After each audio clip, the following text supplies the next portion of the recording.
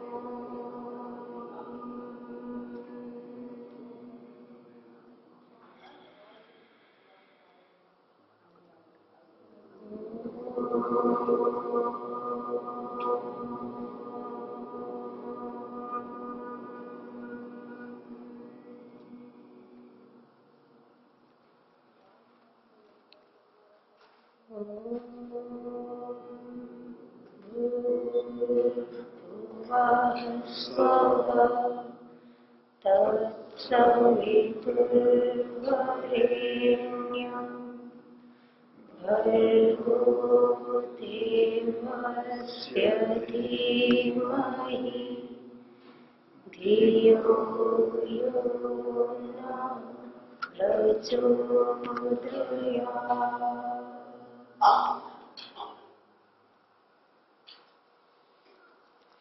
माननीय श्री अध्यक्ष महोदय की अनुमति से सत्र आरंभ हो रहा है। आध्यात्मिक न्यास की द्वितीय संगोष्ठी के इस 5वें सत्र का विषय है मोक्ष में जाने से पूर्व कर्माशय की समाप्ति हो जाती है या नहीं। प्रश्न को स्पष्ट कर दूं थोड़ा। जिस प्रकार संस्कार अर्थात वासना रूप संस्कार मुक्ति में जाने से पूर्व नष्ट हो जाते हैं, क्या उसी प्रकार कर्माशय अर्थात धर्माधर्म रूप संस्कार पाप पुण्य रूप जो संस्कार हैं वो भी समाप्त होते हैं या नहीं। इस विषय पर 3 वक्ता अपने वक्तव्य रखेंगे। सर्वप्रथम मैं आचार्य सत्येंद्र जी से निवेदन करना चाहूंगी वो 10 मिनट में अपना वक्तव्य रखें। माननीय श्री आचार्य सत्येंद्र जी। आदरणीय अध्यक्ष महोदय, संचालिका महोदया, उपस्थित विद्वद्गण, मोक्ष जाने से पूर्व क्या हम जो कामनाओं के सहित कर्म करते हैं, तो मैं पंक्ति को पढ़ देता हूं कि मोक्ष में जाने से पूर्व, मोक्ष में जाने से पहले कर्माशय की समाप्ति हो जाती है नहीं। अब कर्माशय से यहाँ पर 2 तात्पर्य लगते हैं कि कर्म और आशय, यानी कर्म का आशय यानी कर्म की वासना, कर्म के संस्कार। एक तो है क्या मोक्ष में जाने से पहले सकाम कर्म करने के संस्कार सर्वथा मूल सहित नष्ट हो जाते हैं। दूसरा तात्पर्य कि जो हमने कर्म किए हैं और वो जो ढेर इकट्ठे हैं, कर्म की राशि जो है, क्या वो कर्म की राशि भी नष्ट हो जाती है अथवा केवल कर्म संस्कार नष्ट हो जाते हैं या नहीं। तो ये यहां पर अपने विचार का विषय है कि क्या कर्म के संस्कार नष्ट हो जाते हैं या कर्म के संस्कार भी नष्ट हो जाते हैं और कर्मों की वासना भी नष्ट हो जाती है। तो मुझे जहां तक समझ में आता है कि महर्षि दयानंद जी महाराज ने सत्यार्थ प्रकाश में भी और आर्य दर्शनमाला में भी लिखा है कि सृष्टि प्रभा से अनादि है और जीवों के कर्म भी प्रभा से अनादि है। तो जब जीवों के कर्म प्रभा से अनादि हैं तो इसका मतलब है कि जैसे सृष्टि की कभी समाप्ति नहीं होती, मतलब इस रूप में कि जैसे अब प्रलय होगी, प्रलय के बाद फिर कभी सृष्टि होगी ही नहीं, ऐसा नहीं, प्रलय के बाद फिर सृष्टि होगी, फिर प्रलय होगी, फिर सृष्टि होगी। इस तरह से इस किसी भी सृष्टि का कोई ये आरंभ नहीं बताया जा सकता है कि सबसे पहली बार सृष्टि हुई है, इससे पहले सृष्टि हुई नहीं, ऐसा कोई नहीं कह सकता। तो जैसे सृष्टि का प्रारंभ कोई नहीं बता सकता कि सबसे पहली सृष्टि है ये, इससे पहले कोई सृष्टि नहीं थी, और ना कोई ये कह सकता है कि सबसे अंतिम सृष्टि है, इसके बाद कोई सृष्टि नहीं होगी। तो इस बात को जैसे नहीं कहा जा सकता, ये प्रश्न अनुत्तरित प्रश्न है। तो जैसे सृष्टि प्रभा से अनादि है, सृष्टि की कभी समाप्ति नहीं होती, इसी तरह से जीवों के द्वारा किए गए जो कर्म हैं वो भी प्रभा से अनादि है, अर्थात समस्त कर्माशयों की कभी समाप्ति नहीं होती। अब विचार यह है कि कौन से कर्माशय की समाप्ति नहीं होती है। कुछ ऐसे कर्म हम करते हैं जिनका हमें पता नहीं लगता, कर्म करते हैं लेकिन हमें होश नहीं रहता कि हम कर क्या रहे हैं। रास्ते में जा रहे हैं, चींटियां मरती हैं, मच्छर मरते हैं, हिंसा भी हम कर लेते हैं, मानसिक हिंसा, वाचिक हिंसा, शारीरिक हिंसा, लेकिन हम इस भ्रांति में जीते हैं कि शायद हम अहिंसा कर रहे हैं, हम एक बहुत महत्वपूर्ण काम कर रहे हैं, जबकि सूक्ष्म देखा जाए तो बहुत बड़ी हिंसा होती है। तो इस तरह के जो कर्म जिनका हमें पता ही नहीं लगता कि इनका कर्माशय बन रहा है या नहीं बन रहा है, हमें यह भी पता नहीं लगता, तो ऐसे कर्माशय तो प्रभाव से अनादि हैं, और ऐसे कर्मों का फल मुक्ति से जब जीव जन्म लेता है तो वो ईश्वर की जो अहेतुक कृपा है, अहेतुक कृपा से जन्म नहीं लेता, बल्कि अपने द्वारा किए गए जो पूर्व कर्म है, अज्ञान जनित कर्म है, उनके कारण से वो जीव मुक्ति से आकर के पुनः जन्म लेता है। ये इस विचार का बिंदु है। अब मैं अपनी वाणी को समाप्त करता हूँ। धन्यवाद आचार्य जी का। आदरणीय अध्यक्ष महोदय, आज के प्रसंग में मेरा मत है मुक्ति से पूर्व कर्माशय समाप्त हो जाते हैं। उसके लिए दर्शनों के प्रमाण में प्रस्तुत कर रहा हूं। योग दर्शन का सूत्र है ततः क्लेश कर्म निवृत्ति, चौथे पाद का 30वां सूत्र। भाष्य भी इसका समर्थन करता है। तल लाभात अविद्यादय क्लेशा समूल काशम कशिता भवंती, क्लेश पूर्ण नष्ट हो जाते हैं। ये हमारा प्रसंग नहीं है, लेकिन यहां दोनों बातें लिखी हैं। सबसे ऊपर देख सकते हैं आप लोग। मुख्य विषय जो है हमारा, उससे संबंधित पंक्ति है, कुशला कुशलाश्च कर्माशया समूल घातम हता भवंती। कुशल यानी पुण्य कर्म, अकुशल यानी पाप कर्म, वे समूल नष्ट हो जाते हैं। आगे कहा क्लेश कर्म निवृत्तो जीवनेव विद्वान विमुक्तो भवति।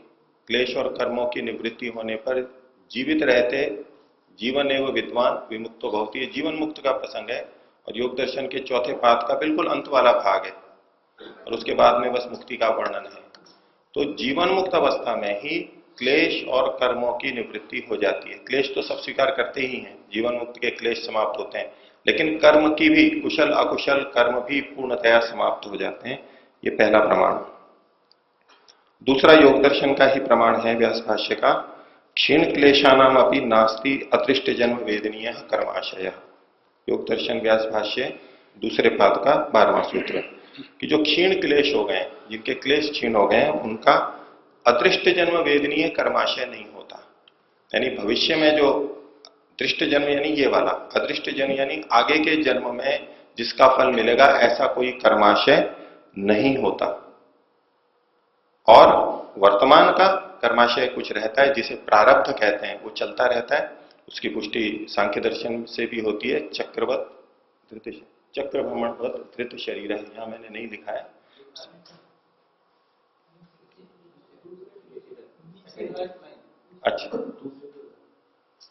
अच्छा चलिए कोई बात नहीं, वो अगर लिख दिया है तो ठीक है। दूसरे पॉइंट में तीसरी पंक्ति के अंत में, हाँ, चक्र भ्रमणवत धृत शरीर है, ये सांख्य दर्शन का सूत्र, ये इसके पुष्टि के अंदर है। तो प्रारब्ध तो विद्यमान रहता है जीवन मुक्त का, लेकिन कर्माशय पूर्व संचित कर्माशय, जो अदृष्ट जन्म वेदनीय कर्माशय, वो नहीं रहता। दूसरा प्रमाण है वेदांत दर्शन से, चौथे अध्याय के पहले पाद का 13वां और 14वां 2 सूत्र यहां पर लिखे हैं। सूत्र है तद अधिगम, यानी तद अधिगमे, उस ब्रह्म के प्राप्त कर लेने पर, ब्रह्म का साक्षात्कार हो जाने पर, यह भी जीवन मुक्त वाली ही स्थिति स्वीकार की जा सकती है। यद्यपि हम ये भी मानते हैं कि जीवन मुक्त होने से पहले भी परमात्मा का साक्षात्कार हो जाता है, लेकिन यहां जिस ब्रह्मादिगम हो रहा है उसके बाद में ये क्या होता है, उत्तर पूर्वाघयो अश्लेष विनाशो तद व्यपदेशात। उत्तर पूर्व अघयो, अघ कहते हैं पाप को। उत्तर अघ का मतलब है जो भविष्य में होने वाले हैं, और पूर्व अघ का मतलब है जो पहले भूतकाल में हो चुके हैं। इन दोनों का अश्लेष विनाशो, एक का अश्लेष होता है और एक का विनाश होता है, यथाक्रम लगते हैं ये। तो उत्तरवर्ती अघ यानी भविष्य में होने वाले पाप कर्मों का तो अश्लेष होता है। श्लेष कहते हैं, श्लेष आलिंगन है, जुड़ना, जुड़ाव होना। तो भविष्य में तो पाप कर्म वो करता ही नहीं है, इसलिए उसका अश्लेष होता है, वो जुड़ते नहीं है। और पिछले पाप कर्मों का क्या होता है, पूर्व अघ का विनाश हो जाता है, नष्ट हो जाते हैं। कैसे होता है, प्रमाण क्या है, इसके लिए कोई प्रत्यक्ष और अनुमान प्रमाण नहीं होता, इसलिए कहा तद व्यपदेशात, इसका शास्त्र में कथन मिलने से, आप्तोपदेश शब्द प्रमाण से यह सिद्ध होता है। तो ये तो पाप के बारे में कहा। पुण्य के बारे में क्या होगा, तो अगला सूत्र है इतरस्य अपि एवं। इतर का मतलब है, अघ से इतर क्या है, पुण्य कर्म। उन पुण्य कर्मों की भी ये स्थिति होती है, उसके उत्तरवर्ती यानी भविष्य में होने वाले पुण्य कर्मों का अश्लेष होता है, उसके पुण्य कर्म भी नहीं होते हैं। क्योंकि जिसे हम पुण्य कर्म कहते हैं वो सकाम कर्म के अंतर्गत आते हैं, और जो निष्काम कर्म होते हैं उनसे कर्माशय बनता ही नहीं है।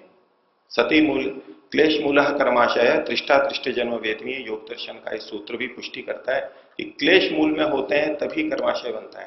अब ये चूंकि क्षीण क्लेश हो गया है, क्लेश सारे समाप्त हो गए, इसलिए वो जो शुभ कर्म भी करता है उनको पुण्य कर्म नहीं कहते हैं, और उन कर्मों से कोई कर्माशय भी नहीं बनता है।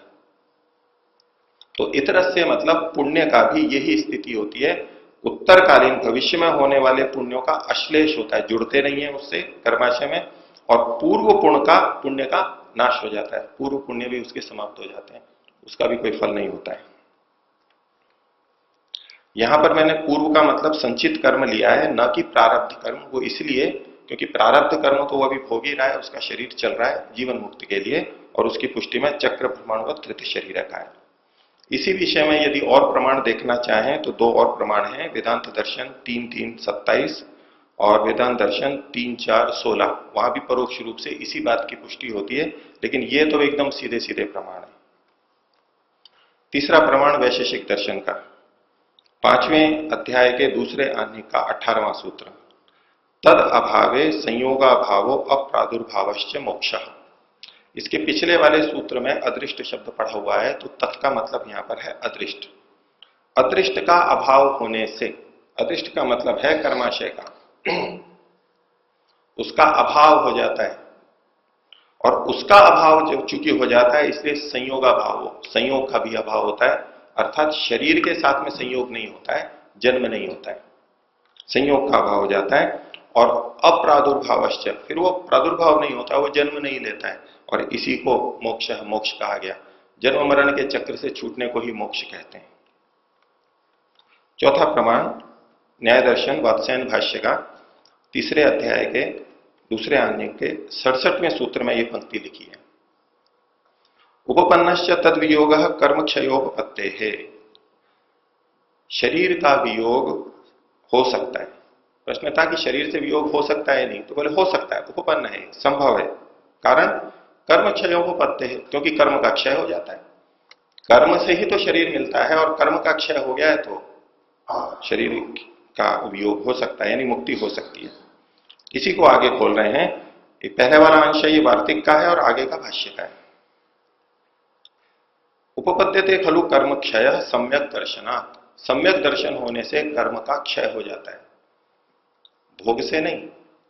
भोग से भी होता है वो ठीक है, कर्म का क्षय भोग से भी होता है, जितना जितना भोगते हैं उतना उतना क्षय होता है।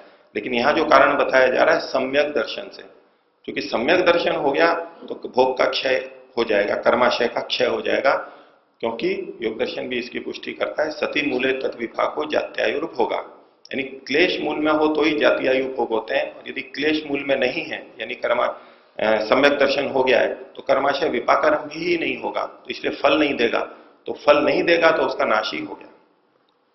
आगे, प्रक्षीणे मोहे वीतराग पुनर्भव हेतु कर्म काय वांग मनोभिर न करोति। प्राय जब ये कर्म के नाश की बात आती है तो हमारे यहां ये संगति होती है कि भविष्य के कर्मों का क्षय हो जाता है।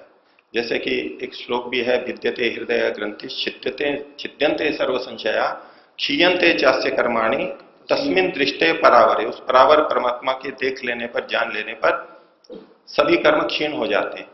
तो कर्म तो यहाँ भूतकाल के या भविष्य काल के कुछ लिखा नहीं है, तो अगर भूतकाल के लेते हैं तो हमारे यहाँ संगति ये होती है कि भविष्य के लिए मना है। यहाँ पर भूतकाल के कर्म है वो तो भोगने पे ही समाप्त होंगे, तो भविष्य के कर्मों का यहाँ है, ऐसा लोग ले लेते हैं। लेकिन ये प्रमाण बताता है, इसलिए शायद वात्स्यायन जी ने दोनों तरह से लिखा है कि संशय की कोई बात ही ना रहे।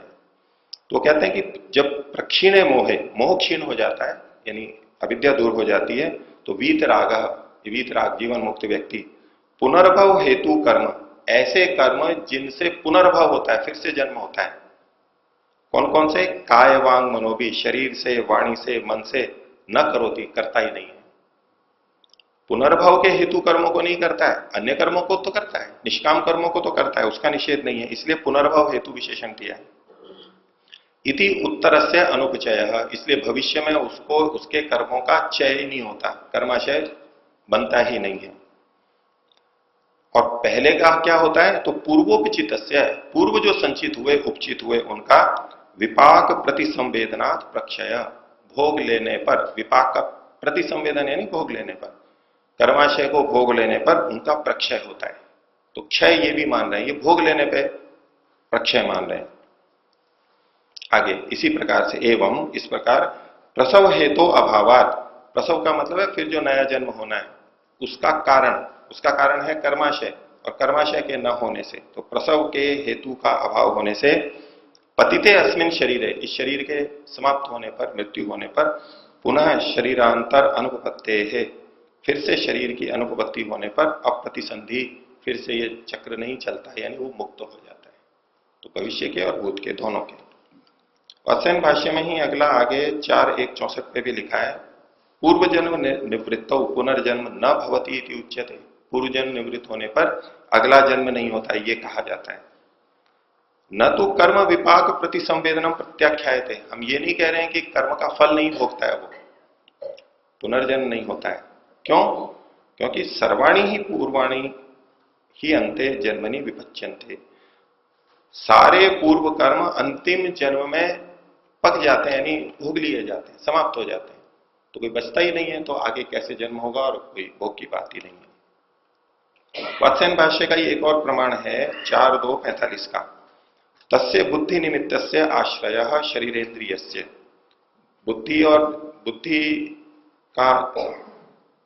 बुद्धि निमित्त का, तस्य बुद्धि निमित्तस्य आश्रय से, आश्रय क्या है? शरीरेन्द्रियस्य, शरीरेन्द्रिय का धर्माधर्म अभावात अभावो अपवर्गे। प्रश्न ये था कि अपवर्ग में, मुक्ति में इंद्रियां और शरीर मिलते हैं नहीं मिलते हैं? तो सिद्धांति का वचन था नहीं मिलते हैं। क्यों नहीं मिलते हैं? तो उसका कारण यहां पर बताया जा रहा है, धर्माधर्म अभावात, धर्म और अधर्म का अभाव होने से, धर्म यानी पुण्य और अधर्म यानी पाप, तो इन कर्मों का अभाव होने से, अभाव किनका? शरीरेंद्रिय आदि का अभाव होता है मुक्ति के अंदर। यहां भी कर्माशय की समाप्ति का प्रमाण दिया गया। अब कर्माशय की समाप्ति सबकी होती है नहीं होती है, उसकी पुष्टि में एक प्रमाण चरक संहिता, चरक शारीर स्थान 1:142 का है, मोक्षो रजस्तमो भावात बलवत कर्म संशयात। मोक्ष किसे कहते हैं? रजस्तम का अभाव होने से, यानी रजोगुण तमोगुण की प्रवृत्ति उसकी नहीं है, मन ठीक है, एक कारण है। आगे जो मुख्य बात है यहां से संबंधित, बलवत कर्म संशयात, जो बलवान कर्म है उनका क्षय हो जाता है, यानी बलवान कर्मों का क्षय ये मान रहे हैं, छोटे मोटे जो अबलवान हैं उनका क्षय नहीं स्वीकार कर रहे हैं। कईयों के मन में यह आता है कि जब कर्माशय क्षीण हो जाएगा सम्यक दर्शन करने पे तो बहुत पता नहीं क्या क्या कर्माशय होंगे, लेकिन जिसके बहुत बुरे कर्माशय हो वो पहली बात सम्यक दर्शन को प्राप्ति ही नहीं हो सकता। मनुष्य बना है तो पाप पुण्य की तुल्यता से बना है, और फिर लगातार मनुष्य जन्म कई जन्म पाता जा रहा है और फिर मुक्ति में जा रहा है, तो पाप तो उसके बहुत कम ही होंगे, और जो होंगे वो भोग लिए गए होंगे। तो बलवान कर्मों का क्षय तो है, लेकिन कुछ कर्म फिर भी शेष रह सकते हैं। और अगला प्रमाण और तो क्या पुष्टि के अंदर है कि सत्सु क्लेशेषु, ये भी अभी मैं छोड़ देता हूं, ये असल में आप लोग प्रश्न पूछेंगे उसका उत्तर मैं इनसे दूंगा। और सांख्य दर्शन का एक सूत्र नीचे दे रहा हूं, ये भी पुष्टि में है। एक प्रसंगता, न देह मात्रतः कर्माधिकारित्व वैशिष्ट्य श्रुते है। शरीर मिलने मात्र से कर्म का अधिकार नहीं हो जाता। कोई ये सोचे कि शरीर मिल गया है तो वो कर्म करने का अधिकारी है, कर्माशय बनेगा, जैसे कि कई जने मानते हैं इतर योनियों में भी कर्म होते हैं, लेकिन कर्म का अधिकारित्व सबका नहीं होता है वैशिष्ट्य का श्रुति होने से। उसके बाद का ये सूत्र है सांख्य दर्शन 5:125, त्रिधात्रयाणाम व्यवस्था। तीन तरह से इन शरीरों की व्यवस्था होती है, कर्मदेह, उपभोग देह और उभय देह। तो कर्मदेह वो है जहां पिछले कर्मों के कारण से शरीर नहीं मिला होता है, नए कर्मों के लिए शरीर मिला होता है। यदि पिछले कर्मों के कारण शरीर मिला होता तो वो तो भोग भी हो जाता साथ में, या भोग नहीं है, ये ध्यान देने की बात है। और दूसरा है उपभोग देह, ऐसे शरीर जो पिछले कर्मों के भोग के कारण मिले लेकिन जहां नए कर्म करने का कोई अवसर नहीं है, कर्माशय उनका नहीं बनता। और उभय देह वो है जो पिछले कर्मों के कारण से ये शरीर मिला है उनको, और इस शरीर में भी वो नए कर्म कर सकते हैं, कर्म भी कर सकते हैं और पिछले कर्मों का भी फल मिला है। उभय देह ये मनुष्य शरीर, तो उभय देह मनुष्य शरीर है, हम सब जानते हैं। और उपभोग देह मनुष्यतर सारे हैं। ये कर्मदेह क्या चीज है? ऐसा शरीर जिसमें पिछला कर्माशय कारण नहीं हो, लेकिन कर्म करने का अवसर तो हो उसमें। ये केवल और केवल तब घट सकता है जब हम मुक्ति से पहले सारा कर्माशय समाप्त माने। मुक्ति के काल में कर्म होते नहीं है, और अब जब उसका जन्म होगा, परमात्मा उसको जब जन्म देगा, तो वो ऐसा शरीर होगा जो कर्मदेह होगा, पिछले कर्मों के कारण से नहीं मिला है वो, लेकिन नए कर्मों को करने के लिए मिला है। तो ये मैंने लगभग 4-5 दर्शनों के आपके सामने प्रमाण रखे हैं। अगले वक्ता है आचार्य आनंद प्रकाश जी। मैं माननीय आचार्य आनंद प्रकाश जी से निवेदन करना चाहूंगी वो अपने वक्तव्य को रखें।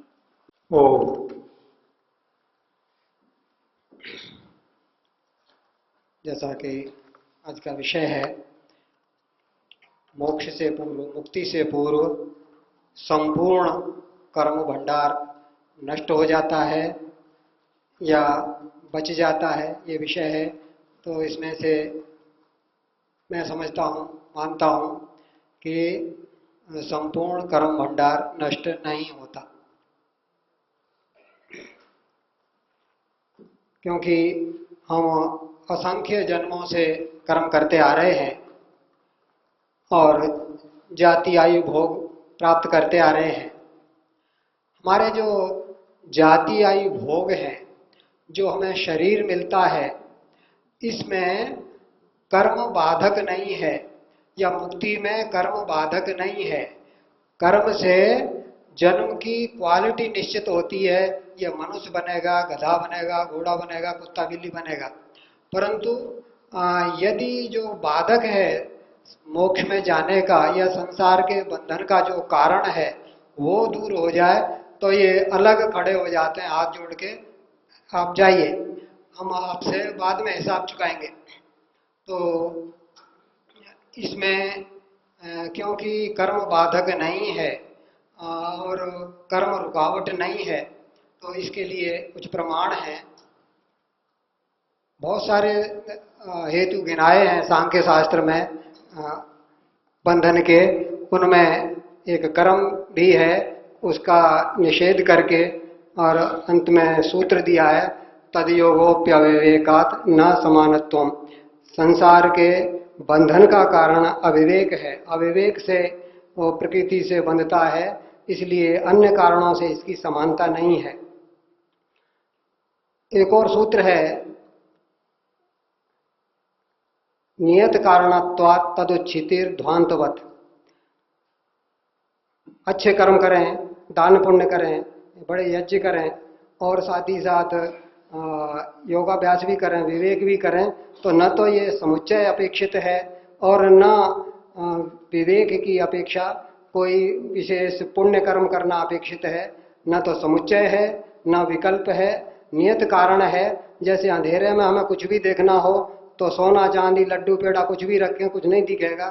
थोड़ा सा छोटा सा दीपक रख दें तो हमें सब दिखाई देने लगेगा। इसी प्रकार मोक्ष का जो बंधन का जो निश्चित कारण है अविवेक, उसको हटा दिया जाए तो हमें कोई बाधा नहीं रहेगी, मोक्ष का मार्ग प्रशस्त हो जाएगा।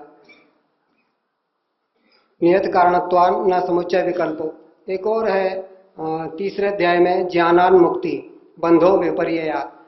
जो तत्व ज्ञान है, जो समाधि से प्राप्त ज्ञान है, उसे मोक्ष हो जाता है और विपरीत अविवेक से ये बंधन होता है। योग शास्त्र में भी यही कहा है, विवेक ख्याति अविप्लवा हानोपाय। अविप्लव जो निरंतर रहने वाली विवेक ख्याति है वो मोक्ष का उपाय है। जो कर्माशय है, कर्माशय हमें तब तक ही सताता है, जन्म जन्मांतरों में भटकाता है या जन्म जन्मांतरों में तरह तरह की योनियों का कारण बनता है, वो है क्लेश मूलक होने पर। जब तक क्लेश हैं, अविद्या अस्मिता राग द्वेष अभिनिवेश हैं, विशेष रूप से अविद्या है, तब तक हमें जाति आयु भोग मिलते रहेंगे। और क्लेश मूलक कर्माशय है, तभी दृष्ट जन्म और अदृष्ट जन्म में भोग भोगना पड़ेगा। बचे हुए कर्मों के आधार पर जो मोक्ष हो गया, तो जो कर्म बचेंगे उन्हीं के आधार पर व्यक्ति को मुक्ति से लौटने पर ये मोक्ष प्राप्त होगा। मोक्ष जो लौटा है उसको नया शरीर मिलेगा और उसके अनुसार वो फिर नए नए कर्म करके चाहे तो दोबारा मोक्ष में चला जाए और चाहे तो संसार में आसक्त होकर के संसार में घूमता रहे। इसी के लिए जब कर्माशय क्योंकि सारा नष्ट नहीं होता, क्षीण होता है, तो चक्र भ्रमणवत धृत शरीर, जैसे जैसे उसने कर्म किए उसके आधार पर उसको तत्व ज्ञान हो गया तो उसको तुरंत मोक्ष होना चाहिए, लेकिन क्यों नहीं जा रहा हो? क्योंकि अब कर्मों का फल मिलना आरंभ हो गया। जिन कर्मों का वो तो भोगना ही है। अब कोई बड़ा अपराध किए, बड़े बड़े अपराध किए और राष्ट्रपति उसको क्षमा कर दे कि तुम्हारे पिछले अपराधों को तो माफ करेंगे, इन अपराधों को माफ नहीं करेंगे, तो जब माफ हो रहा है तो ये भी माफ हो जाता, पर ये भी नहीं बचना। और ये सबसे बड़ी आपत्ति क्या आती है, यदि हम मोक्ष हो जाए या ईश्वर की प्राप्ति हो जाए, ईश्वर भक्ति करें और मोक्ष हो जाए तो हमारे सारे कर्म नष्ट हो जाएंगे। तो ये बहुत भयंकर स्थिति आती है। मुसलमानों के समान, ईसाई के समान वो भी यही कहते हैं, तौबा कर लो, मोहम्मद साहब पे ईमान ले आओ, तुम्हारे सारे पाप नष्ट हो जाएंगे। तुम ईसा मसीह पे विश्वास कर लो, ईसाई हो जाओ, तुम्हारे सारे कर्मों का फल नष्ट हो जाएगा।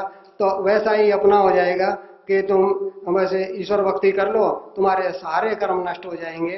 तो ये एक लोगों को एक अकृत अभ्यागम, कृतहान अकृत अभ्यागम, ये दोष आएगा। किए हुए को हमें फल न मिलना और अकृत का हमें फल मिल जाना। तो ये अनंत काल का हमें नहीं मिला है। जितना हमारे कर्म हैं और हमें जो बाधक हो सकते थे वो हमारे लिए हट गए रास्ता छोड़ के, और आगे आगे वो हम जो मोक्ष से लौटेंगे तो उन्हीं कर्मों के आधार पर, बचे हुए कर्मों के आधार पर वो मोक्ष से लौटा हुआ व्यक्ति अपने शरीर को प्राप्त करेगा, जाति आयु भोग मिलेंगे ईश्वर की कृपा से। क्योंकि बहुत त्यागी तपस्वी सिद्ध पुरुष बन के गया है तो उसको मनुष्य का शरीर तो मिल ही जाएगा, और बाकी आगे का वो उसकी आसक्ति या अनासक्ति के ऊपर उसको निर्भर रहना पड़ेगा। एक और बात जो सबसे बड़ा जो भ्रम का कारण बन रहा है वो है इसमें क्षय शब्द। बार बार क्षीयन्ते चास्य कर्माणि, क्लेश कर्मा क्षय। तो ये क्षय का अर्थ अभाव नहीं है। जैसे कि निरुक्त में भी और महावास में भी पंक्ति है, षड्भाव विकारा भवन्ति इति वार्षायणी, जायति अस्ति विपर्णमते वर्धते अपक्षीयते विनश्यति। क्षीण हो जाने का अर्थ है कमजोर हो जाता है, उसमें बल नहीं रहता। क्षय रोग होने पर भी लोग कितने समय तक जीते रहते हैं, धीरे धीरे धीरे धीरे वो क्षीण होता है, उसमें इतना बल नहीं रहता वो रोक सके मोक्ष में जाने के लिए। तो ये उसमें उनमें क्षीणता है, उनमें उग्रता है, जो उदार रूप है, जो संस्कारों का उदार रूप है वो क्षीण हो जाता है, बाधक ने रहता। और जब लौट के आते हैं उसके आधार पर उसको वो पिछले कर्मों के आधार पर उसको जन्म लेना पड़ता है। यदि तो मैं यही मानता हूँ कि सब कर्म नष्ट हो जाते हैं, ये क्षीयते का अर्थ नहीं मानना चाहिए। जो बाधक हैं केवल वही नष्ट होते हैं। और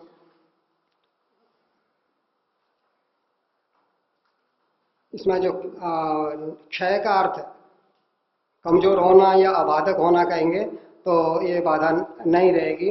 और जो बाकी का मैं सोचता हूँ जो कहना है शंकाओं के बाद। धन्यवाद आचार्य जी का। तीनों वक्ताओं ने अपने वक्तव्य रखे हैं। अब श्रोताओं परिचर्चा के लिए मैं सर्वप्रथम आचार्य सत्येंद्र जी से निवेदन करना चाहूंगी, यदि किसी श्रोता को आचार्य सत्येंद्र जी से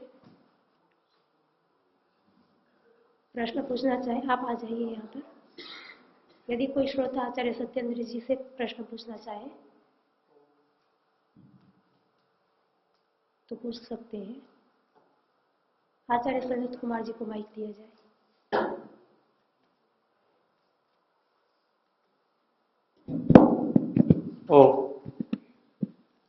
तो आचार्य श्री, आपने जो कहा कि जो कर्माशय है कमजोर है उसके कारण आना पड़ेगा। जो हम जा रहे हैं, जो अपरिहार्य हिंसा है, चेटियां मर रही है, जा रहे हैं और उसका आत्मा को पता नहीं होता, तो आत्मा खुद अपना फल लेगा या फिर परमात्मा देगा? पहली बात, क्योंकि आपने कहा कि जो कर्माशय जिसका आत्मा को पता नहीं, आत्मा को पता हो या ना उससे उसका कोई संबंध नहीं, पता फल देने वाले को होना चाहिए, तो वो तो उसको होता है।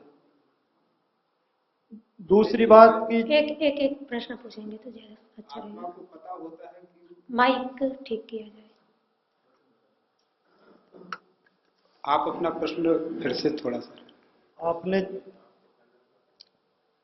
आपने जो कहा कि जो हम अपरिहार्य हिंसा उसको एक रूप में ले सकते हैं, उसका आत्मा को पता नहीं होता है, हम चल रहे हैं गुजर अज्ञान जनित कर्म कर सकते हैं। वो कर्माशय बचेगा मुक्ति में जाने से पूर्व, और पुनर्जन्म जो होगा उस कर्माशय वो उसका कारण बनेगा। जी। तो ये जो आशय है, जो कर्माशय जो बचा है, ये आत्मा को तो इसका जान नहीं है, परमात्मा को तो जान है। जी। तो इसका इससे क्या संबंध है कि आत्मा को जो जान नहीं है उसके कारण आएगा?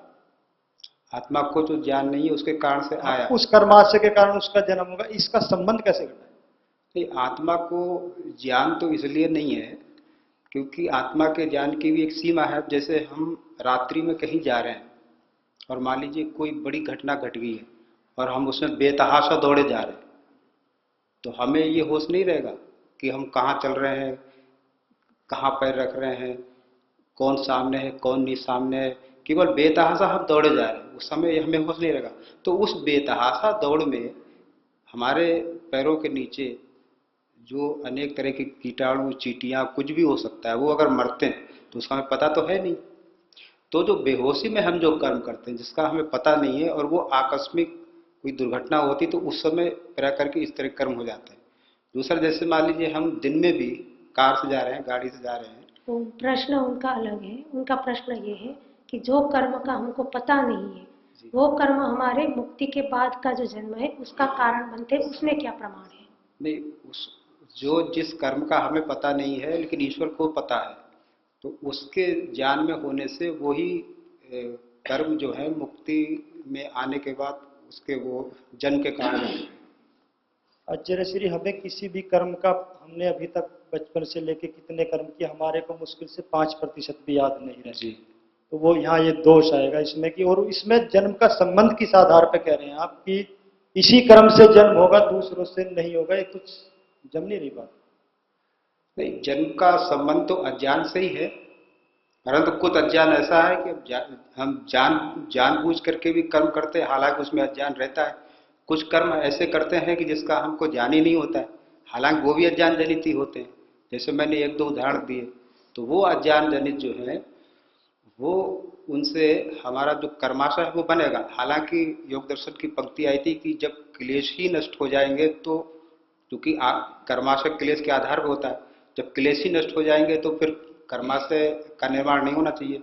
लेकिन जहाँ पर क्लेश नष्ट होने की बात है और कर्माशय नष्ट होने की बात है, वो उन कर्मों के नष्ट होने की बात है कि हमें पता है कि हम ये कर्म कर रहे हैं और ये गलत है, उनका कर्माशय बनेगा, पाप और पुण्य। और वो कर्माशय जो है साधना से, ध्यान से, अभ्यास से नष्ट हो जाएगा। लेकिन जो इस तरह के कर्म है जिनका हमें पता नहीं है, कर्माशय तो बन रहा है लेकिन हमें उसका पता नहीं है। हमें उस कर्माशय का तो पता है कि जो हमने मतलब जानबूझ करके जो गलतियां की हैं, जैसे क्रोध है। आचार्य जी, मैं निवेदन करना चाहूंगी। एक मिनट में बात पूरी करना फिर आप। तो वो जो अज्ञान जनित ऐसे कर्म है जिनका हमें पता नहीं है और कर्माशय बन रहा है, उस कर्माशय का भी हमें पता नहीं है, वो कर्म मुक्ति के बाद जन्म का जो कारण बने। इसमें उन्होंने प्रमाण मांगा था, सीधा सीधा प्रश्न जो आता है, यदि ठीक उसी का ही जवाब जाएगा तो हमारे पास समय तो रहेगा। प्रमाण तो महर्षि दयानंद जी का मैंने दिया है कि जीव के कर्म प्रभास अनादि हैं। और जी बोलिए। आचार्य जी, जो बात इतनी थी जो आपने कही, मैंने पूरी पंक्ति और लिखी है, नहीं तो याद नहीं रहता आपने क्या कहा है कि कर्माशय कौन सा बन रहा है, कौन सा बन रहा है? जो कर्माशय सारे बन रहे हैं, किंतु जो अज्ञान पूर्वक बन रहा है, कर्माशय चेटी आदि मर गई है, उनके कारण व्यक्ति का जन्म होगा, किंतु उनके कारण जन्म दोबारा होगा मुक्ति से आने के बाद। ऐसे जन्म तो न ही अज्ञानम शरणम भवितुम, भाष्यकार ने भी कहा, अनेक शास्त्रों में है कि अज्ञान किसी की शरण नहीं बन सकता, रक्षा नहीं बन सकता। यो ही अजानन व ब्राह्मणम वन्या सुरामवे सोपी बनने पतित।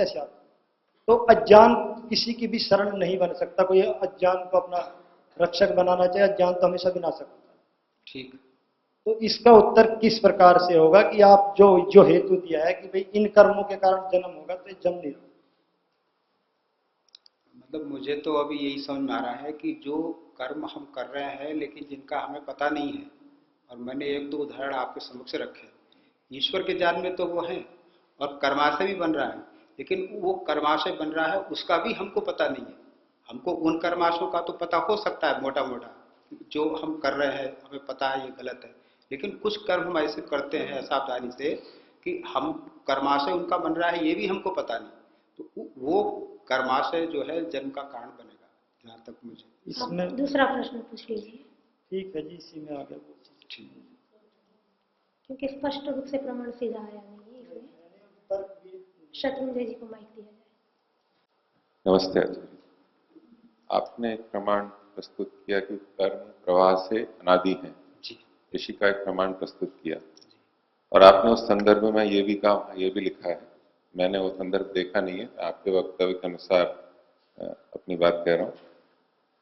वहां पे सृष्टि प्रवाह से अनादि है, ये तो ठीक है, लेकिन साथ में ये भी लिखा है कि जीव के कर्म भी प्रवाह से अनादि। मैं अपनी बात स्पष्ट करता हूँ। वहां लिखा है सृष्टि प्रवाह से अनादि है। हम सब ये भी मानते हैं कि प्रलय भी प्रवाह से अनादि है।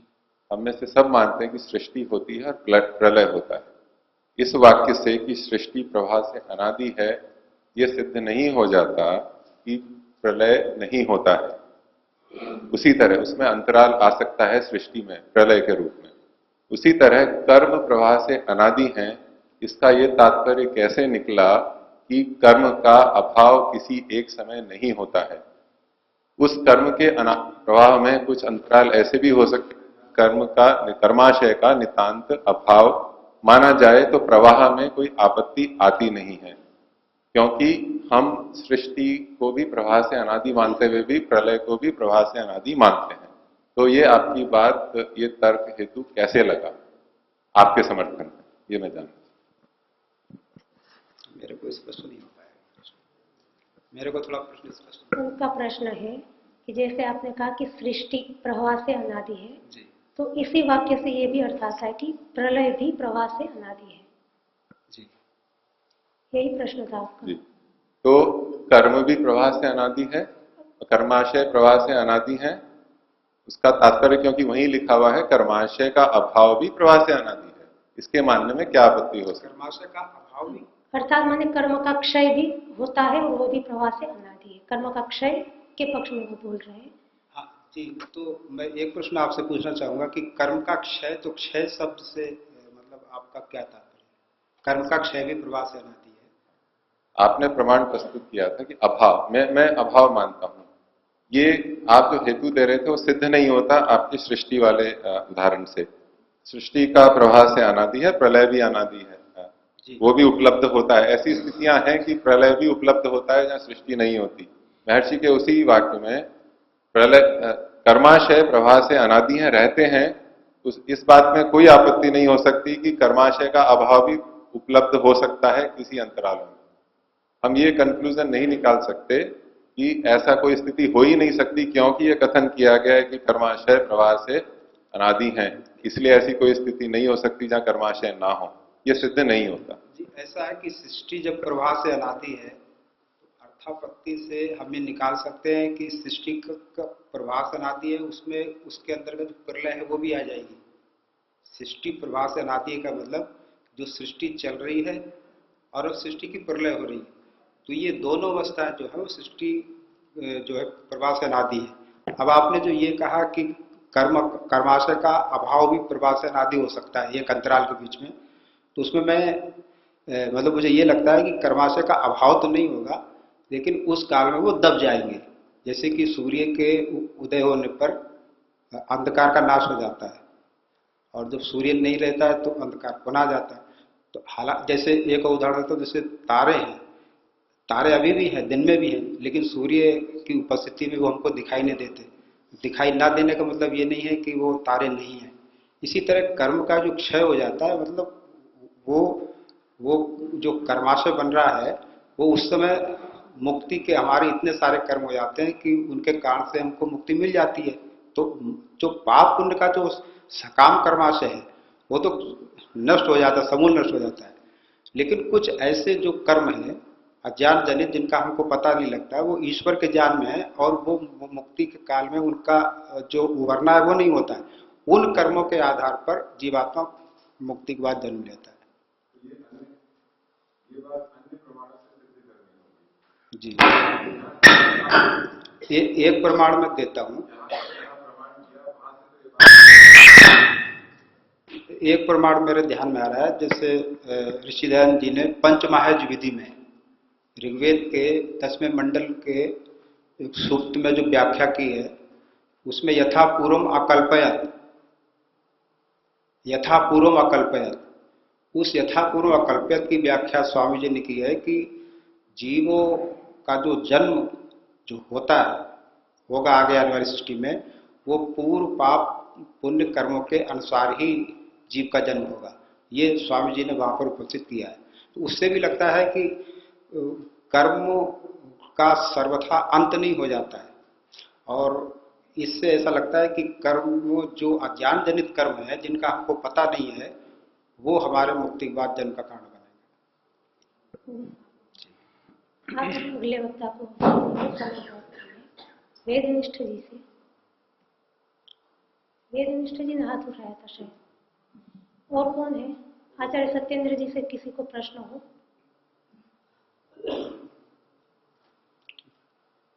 और कोई वक्ता नहीं है। धन्यवाद आचार्य जी। अब द्वितीय वक्ता थे आचार्य सत्य जी, मैं उनसे निवेदन करना चाहूंगी, किसी को यदि आचार्य सत्य जी से प्रश्न पूछना हो।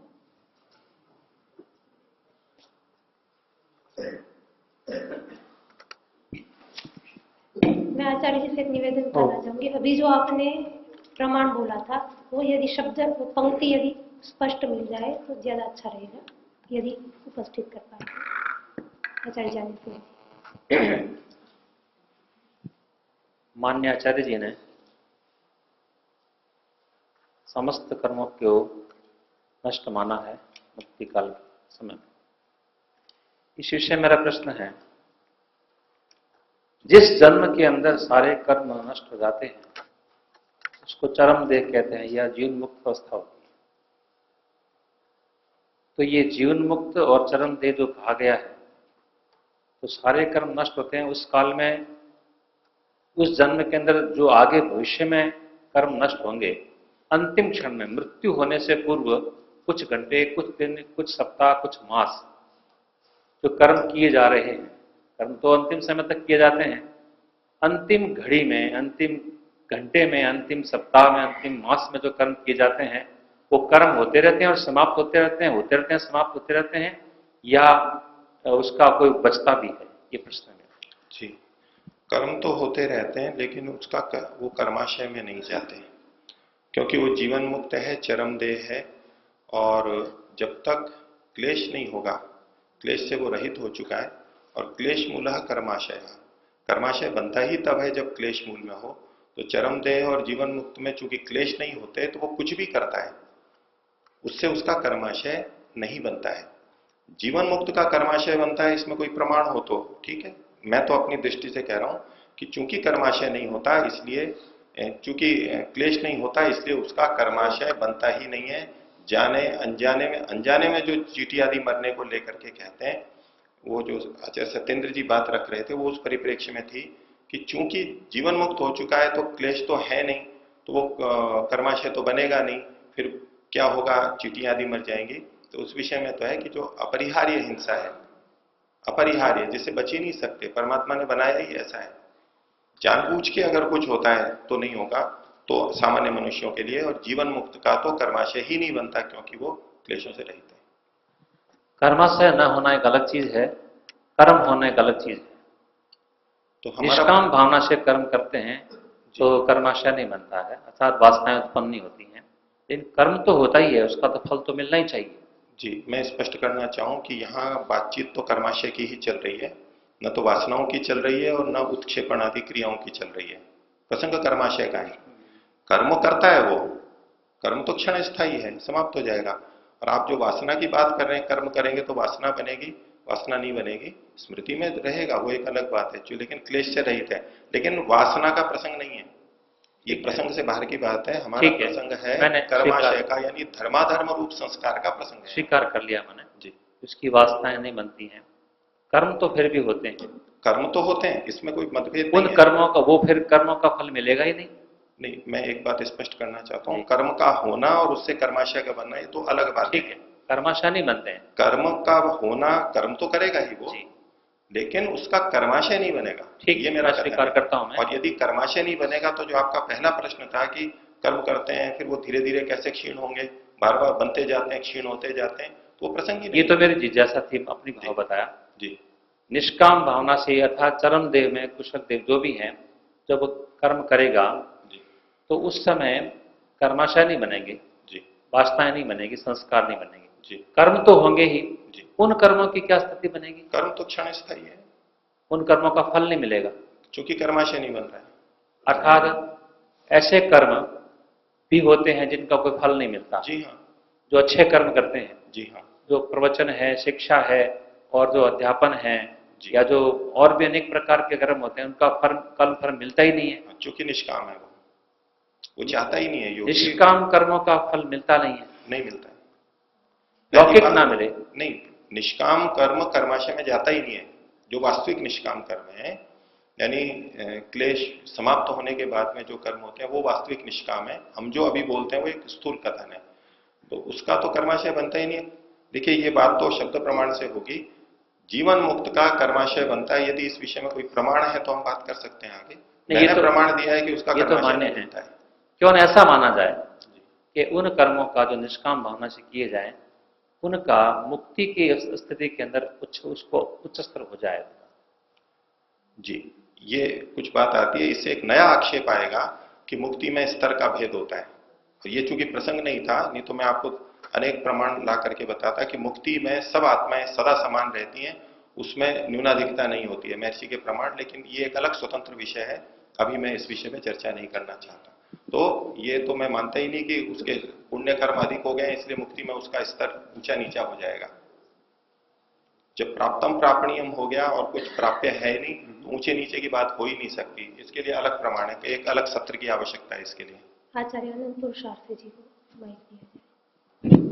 आचार्य जी, मैं आपसे ये पूछना चाहता हूँ कि जो मुक्ति होती है, वैसे ये विषय थोड़ा सा घूम रहा है लेकिन फिर भी वो बात अपनी जगह, कि जैसे आज किसी की मुक्ति हो जाती है तो 1,96,00,00,000 वर्ष भी निकल चुके हैं संसार बने, आज जो मुक्ति होगी आज से ही उसको 31 नील 10 खरब 40 अरब पूरा गिना जाएगा, या ऐसा कहते हैं कि इतना एक्स्ट्रा लाभ होकर फिर वो पूरा गिना जाएगा? देखिए वैसे उससे शायद विषय से बाहर जा रहे हैं, लेकिन नहीं, विषय से बाहर नहीं जा रहा, इस पर मेरा प्रश्न नहीं, आप उत्तर मत दीजिए, विषय से बाहर है, आपने खुद ने भी कहा था, पर मैं उत्तर दे रहा हूं इसका संक्षेप से कि जब गया है उतने 100 ब्रह्मवर्ष पूरे होने पर यानी सृष्टि पर तभी वो आ जाएगा, ये मैं मानता हूं, लेकिन इससे कोई संबंध नहीं है। वो जो 3 प्रकार के देह आपने बताए हैं, उसमें वो वाला जो देह है जिस पर आप तर्क दे रहे हैं, कर्म देह, कर्म देह, ऐसा कहते हैं कि वो सृष्टि के प्रारंभ में जो बिल्कुल ऋषि मुनि आते हैं उनके ऊपर वो घटता, ये कहते हैं नहीं, प्रमाण आना चाहिए। जो भी मुक्ति से जो सृष्टि के प्रारंभ में आते हैं, महर्षि दयानंद ने स्पष्ट लिखा है कि पिछले होते हैं और यथापूर्व मकल पे जो बात कह रहे थे वो सृष्टि से संबंधित थी, मुक्ति वाला प्रसंग नहीं था। और पिछली सृष्टि की जो सबसे अधिक पुण्यात्माएं थी उनको ये 4 वेदों का ज्ञान दिया जाता है, महर्षि का प्रमाण है। यानी वो मुक्त आत्माएं नहीं है, जिनको वेद का ज्ञान दिया गया अग्निवायु आदित्य अंगिरा, वो मुक्ति से लौटी हुई आत्मा नहीं है, वो पिछले सृष्टि की सर्वश्रेष्ठ आत्माएं हैं जिनको दिया गया, तो वो तो हमारे प्रसंग की बात ही नहीं है। दूसरा जो अगला जन्म मुक्ति के बाद मिलेगा वो किन कर्मों के आधार पर? किसी कर्म का नहीं, ईश्वर की शुद्ध कर्म निरपेक्ष कृपा है ये। क्योंकि कर्म का हमारे पास प्रमाण मिल रहे हैं कि कर्म तो है नहीं लेकिन जन्म तो होता है, तो वो शुद्ध कर्म निरपेक्ष कृपा है परमात्मा की, ताकि ये आत्मा, ये मेरा पुत्र फिर से साधना करे और फिर से मेरे आनंद को प्राप्त करे। वो साधन भी देता है हमारे को कर्म करने के लिए। अगर थोड़े से कर्म हम मान लेते हैं, क्यों मान लें? कोई प्रमाण तो हो ना। जब हमारे पास इतने सारे प्रमाण मिल रहे हैं कर्म क्षय के, कारण तो बताओ ना। बिना प्रमाण के बात नहीं बोले, कृपया सभी से निवेदन करता हूं, या तो युक्ति तर्क से बोले या प्रमाण से बोले, नहीं तो ये समय यूं ही चला जाएगा। मैं श्रोताओं से अनुरोध करना चाहूंगी कि जो प्रमाण आचार्य जी ने प्रस्तुत किए सारे ऋषियों के प्रमाण है, उन प्रमाणों को स्वीकार करते हैं कि इन पंक्तियों से ये अर्थ निकलता है कि कर्म नष्ट होते हैं। बाकी मुक्ति के बाद किस आधार पर जन्म मिलेगा ये अलग प्रश्न है। अभी हमारा चर्चा का विषय है कि मुक्ति में जाने से पूर्व कर्माशय नष्ट होते हैं कि नहीं। यदि जो पंक्तियां आचार्य जी ने प्रमाण के रूप में प्रस्तुत किए उनमें से ये अर्थ निकलता हो कि मुक्ति में जाने से पूर्व कर्माशय नष्ट नहीं होता, तो उनको पहले प्रस्तुत करें तो ज्यादा अच्छा रहेगा। पीछे जो सज्जन खड़े हैं उनको माइक दिया जाए।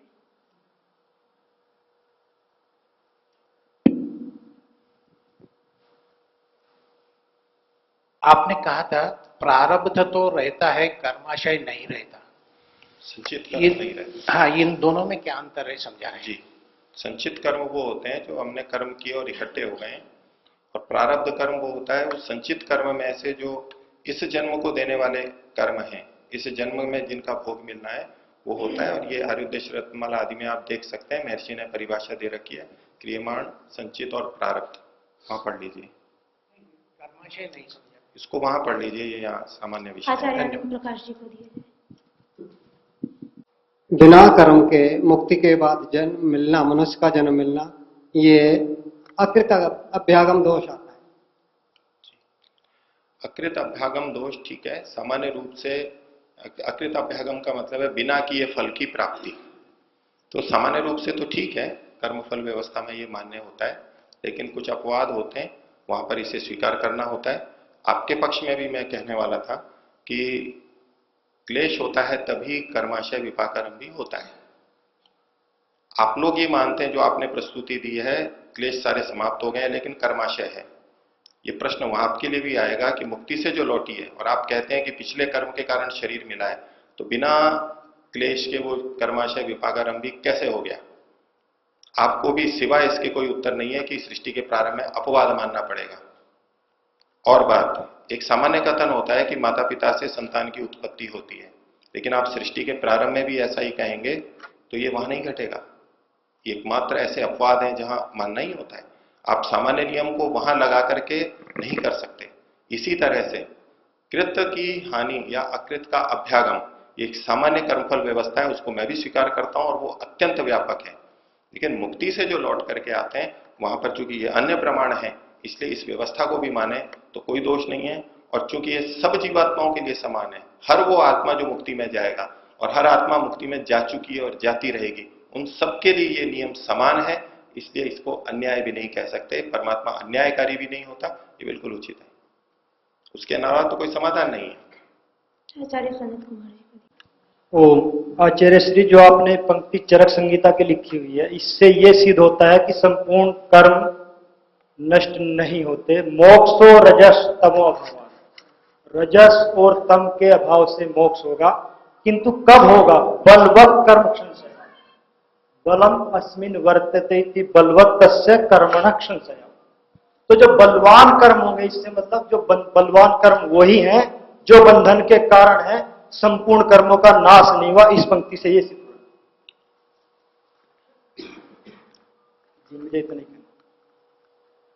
जो छोटे हैं, ये मोक्ष माना मैंने, ये इस बात का है कि मुक्ति हो रही है और बलवान कर्मों का क्षय हो गया है। ये इस प्रसंग में है कि बड़े तो भोग ही लिए जाते हैं। इस संदर्भ में ये मेरा मुख्य प्रमाण नहीं है, ये मैंने सहायक प्रमाण के रूप में पुष्टि के अंदर केवल बात लिखी है। आपने मेरी बात सुनिए अभी। मैंने इस प्रसंग में कहा था कि जब कोई ये कहता है कि कर्माशय क्षीण हो गया, नहीं तो सारे ही क्षीण हो गए, और न्याय दर्शन वात्स्यायन भाष्य में जो कहा गया था कि हम फल को भोग लेते हैं, भोगने के बाद समाप्ति होती है, उस संदर्भ में था कि भोगे जाते हैं तो कौन से भोगे जाते हैं? तो बलवान हैं। लेकिन जो थोड़े से बच रहे, ये चरक का है, मैं इसको मुख्य प्रमाण के लिए नहीं दिया है मैंने। मुख्य इसको आप हटा भी दो, खंडित भी कर दो, तो इससे ये सिद्ध नहीं हो जाता। और चरक संहिता की अपेक्षा दर्शन शास्त्र का प्रमाण अधिक है, प्रमाणिक है। जो चीज आप कह रहे हो बात प्रमाण की है। मैं चरक संहिता लेने भी इसलिए गया था, मुझे पूरा बताइए। लेकिन मैं कह रहा हूं, अगर ये पंक्ति लिखी हुई है और आप जो कह रहे हो कि इससे ये सिद्ध होता है कि छोटे मोटे रह जाते हैं, उसके कारण वो बच रहे हैं, आप ये प्रमाण से सिद्ध कर रहे हो, मैं मान रहा हूं इससे होता है। अब बात आएगी कि अन्य प्रमाण तो ये कह रहे हैं कि क्षीण हो गए और चरक संहिता कह रही है कि कुछ बचे हुए हैं, तो ये देखा जाएगा दोनों में से कौन प्रमाण बलवान है और कितने किसके मिल रहे हैं। तो दर्शन की का प्रमाण चरक संहिता की अपेक्षा अधिक है। ये सामान्य कथन है, इसका मुख्य विषय नहीं है। और फिर भी तो इसको बिल्कुल आप प्रमाणिक भी मानो, मैं मना नहीं कर रहा हूं, तो भी वो चूंकि बलवान है और वो अधिक युक्ति संगत है, इसलिए उस अंश में मैं इस प्रमाण को हटा दूंगा। आप यूं समझिए कि मैं इस प्रमाण को हटा दिया। आप हटा दिया, हमारे पास तो चरक में है ना। दीजिए। नहीं, मैं कैसे हटा देंगे? दीजिए, आप दीजिए, दीजिए। उसका उत्तर मेरा ये है, उत्तर देना पड़ेगा। उत्तर ये है कि जहां दो प्रमाणों में टकराव होता है तो वहां ये देखा जाता है कौन बलवान है। ऋषि ने कहा है तो वेद का प्रमाण मान्य होगा, दर्शनों में कहा है, व्यक्ति ने कहा है, प्रमाणों में भी, शब्द प्रमाणों में भी तरतम देखा जाता है। क्या आप ये मानते हैं कि चरक संहिता दर्शनों से अधिक प्रमाणिक है? ऋषि के जो ग्रंथ हैं, मेरे प्रश्न का उत्तर दीजिए। क्या आप ये मानते हैं कि चरक संहिता दर्शनों से अधिक प्रमाणिक है? मेरे लिए दोनों प्रमाणित। वेद स्वतः प्रमाण है, बाकी दोनों ऋषियों में ये नहीं कहा जा सकता कि कौन सा प्रमाण बलवान है। अच्छा, एक प्रमाण मान लिया, आपके अभिगम से मैं मान रहा हूं कि ये सब बराबर है, ये एक प्रमाण है। इसके पक्ष में 5-6 प्रमाण मैंने और भी दिए हैं, और मैं इसको नहीं देता तो शायद आप इसको याद भी नहीं कर पाते। चरक संहिता लेके आता है, ठीक है, एक प्रमाण ये है। अभी हमें निर्णय करना है कि एक चरक संहिता में ये वचन मिल रहा है और अन्य प्रमाणों, अन्य इतने सारे प्रमाण ये मिल रहे हैं, हम किसको मानेंगे? मेरा पक्ष ये है कि अधिक प्रमाण दूसरे में मिल रहे हैं, इसलिए मानना चाहिए। इसके बाद तर्क, इसके बाद जहां निर्णय ना हो तो तर्क को भी ऋषि कहा। अगर अब दोनों पक्षों में प्रमाण बराबर है, अब किया जाएगा तर्क। प्रमाण बराबर नहीं है, मैं पहले ही कह दिया, ये एक प्रमाण है। आप इतने प्रमाण और कोई ला करके बताइए, और कोई प्रमाण हो तो रखिए। अभी तक किसी ने भी ये प्रमाण नहीं रखा है कि क्षय नहीं होते, अथवा मुक्ति के बाद जो जन्म होता है वो कर्मों के अनुसार होता है। इस विषय में एक भी प्रमाण नहीं आया। ज्यादा से ज्यादा ये एक प्रमाण आप प्रस्तुत कर रहे हैं, तो मैं बराबर इसको नहीं मान रहा हूं। वो उसमें बहुत सारे प्रमाण है, एक कम प्रमाण है, और मैं चरक संहिता को कम प्रामाणिक मानता हूं दर्शनों की अपेक्षा। ओम चरक संहिता के अंतर्गत जो इंद्रियों का वर्णन किया गया है, वो इंद्रियां वास्तव में देखें इंद्रियां तो वो सूक्ष्म इंद्रियां लेनी चाहिए, पर वो गोलकों को भी इंद्रियों को कह करके प्रस्तुत करते हैं। तो इस दृष्टि से यदि परमार्थ तथा तात्विक दृष्टि से देखें तो चरक संहिता है वो शरीर को ध्यान में रख करके लिखी गई हुई है। तो इतनी अच्छी चर्चा इसमें है, मतलब आहार से लेके अन्यत्र आप नहीं बता पाएंगे। मोक्ष का पूरा चर्चा जो इसमें, मोक्ष के लिए सबसे प्रामाणिक ग्रंथ मेरी दृष्टि में योग शास्त्र है, मोक्ष शास्त्र है। किंतु मैं कहना ही चाह रहा हूँ कि इसमें कमी नहीं है। अगर प्रमाण मिल रहा है और वो बलवान कर्म की, और इसमें तर्क भी है, जब दोनों बात नहीं बन रही तो तर्क यही है कि ये तर्क कर सकते हैं आप अगर चाहें तो। आचार्य जी, आप जानते हैं मेरा प्रमाण, ऋषि दयानंद सरस्वती जी ने ऋग्वेद के प्रथम मंडल में, मुझे पता पूरा स्मरण नहीं है क्योंकि मैं इस दृष्टि से 24 हाँ, इस दृष्टि से मैं नहीं आया था, मैं सुनने के लिए आया इस विषय को। तो उसमें उन्होंने जो मुक्ति के पश्चात पाप पुण्य की तुल्यता से पुनः जन्म का होना उन्होंने लिखा है, उसको क्या आप प्रमाण के रूप में स्वीकार करते हैं? स्वीकारता हूं। ठीक है। तो वहां पर पाप पुण्य की तुल्यता, यहां पर जितना मैं आपकी व्याख्या कभी सुन पाया या समझ पाया, तो आप क्या पाप पुण्य की तुल्यता पर अपना कुछ विचार रखना चाहेंगे, अथवा पाप पुण्य के तुल्य स्थिति में रहने पर पुनरागमन होता है, इस ऋषि के प्रमाण को स्वीकार करें? स्वीकार करता हूं, इस प्रमाण को मैं स्वीकार करता हूं। ठीक है। तो अभी जैसे एक तो ये प्रमाण है ऋषि दयानंद सरस्वती जी का, और जैसे आचार्य सनत कुमार जी कह रहे हैं चरक संहिता से, जो आप लोगों का चर्चा का विषय है, तो एक प्रमाण ये और प्रस्तुत हो गया है। अब आगे तर्क से बात कर लेंगे, उसके बाद फिर मैं अंत में जब मुझे आवश्यकता होगी फिर मैं खड़ा होकर आपसे बात। जी, मैं इसके बारे में कहना भी चाहता हूं, यानी महर्षि ने जो कहा है वेद मंत्र और भाष्य वो प्रामाणिक है। असल में यही विषय एक हमारी विद्वत परिषद के अंदर भी हुआ था, बिल्कुल यही विषय था, यही प्रमाण मैंने प्रस्तुत किए थे, और आशीष जी ने यही प्रश्न मेरे को वहां भी किया था, वो हम सब जानते हैं। और मैं अब वही उत्तर दे रहा हूं जो मैंने वहां पर भी उत्तर दिया था। पाप पुण्य की तुल्यता, मनुष्य जन्म, महर्षि स्पष्ट मानते हैं या तो पाप और पुण्य तुल्य हो या पुण्य अधिक हो तो मनुष्य जन्म मिलता है। मेरे पक्ष में इसको मैं प्रमाण मानता हूं, चूंकि मैं न तो पाप मानता हूं न पुण्य मानता हूं, दोनों कर्माशय क्षीण है, इसलिए पाप और पुण्य की तुल्यता है वहां पर भी, 0-0। हिसाब बराबर होता है, 100 रुपए दिए 100 रुपए लिए, बरोबर है बोलते हैं गुजराती में, बरोबर बरोबर। आचार्य जी, तो आचार्य जी महर्षि का वचन भी खंडित नहीं होता है, और पाप पुण्य की तुल्यता है यहाँ पर, 0-0 है, न पाप है न पुण्य है, दोनों बराबर है। आचार्य जी, ये जो पाप पुण्य की तुल्यता की जो परिभाषा आप गुजराती के बराबर बराबर शब्द के आधार पर बता रहे हैं, इस पर तो निश्चित रूप से विचार करेंगे ही लोग। जो मैंने उस समय भी एक प्रश्न आपसे उपस्थित किया था, आप स्मरण करते होंगे, मुक्ति के पश्चात, जैसा कि आप बता रहे हैं कोई भी कर्म शेष नहीं रहता, तो मुक्ति के पश्चात ईश्वर की अहेतु की कृपा से, कर्म निरपेक्ष कृपा से, कोई कारण है नहीं, तो सभी मुक्ति से वापस आई हुई आत्माओं को एक ही जैसा शरीर मिलेगा, अथवा वहां कोई भेद होगा? एक जैसा मिलेगा। एक जैसा से तात्पर्य सभी पुरुष बनेंगे या सभी स्त्री बनेंगे? नहीं, क्योंकि वो ऋषि दयानंद को तो उन्होंने बराबर बराबर बता दिया, तो साधारण मनुष्य का शरीर वाला प्रमाण नहीं मान रहे हैं। ये प्रश्न आप पे भी वैसा का वैसा है, आप पे भी वैसा का वैसा ही है, जो ये मानते हैं। पहले एक बार मेरा उत्तर दे दें, फिर आप क्या मैं उत्तर? मेरी दृष्टि से इसका कोई उत्तर नहीं है, इसका उत्तर शब्द प्रमाण से ही हो सकता है, और शब्द प्रमाण मेरे पास भी नहीं है।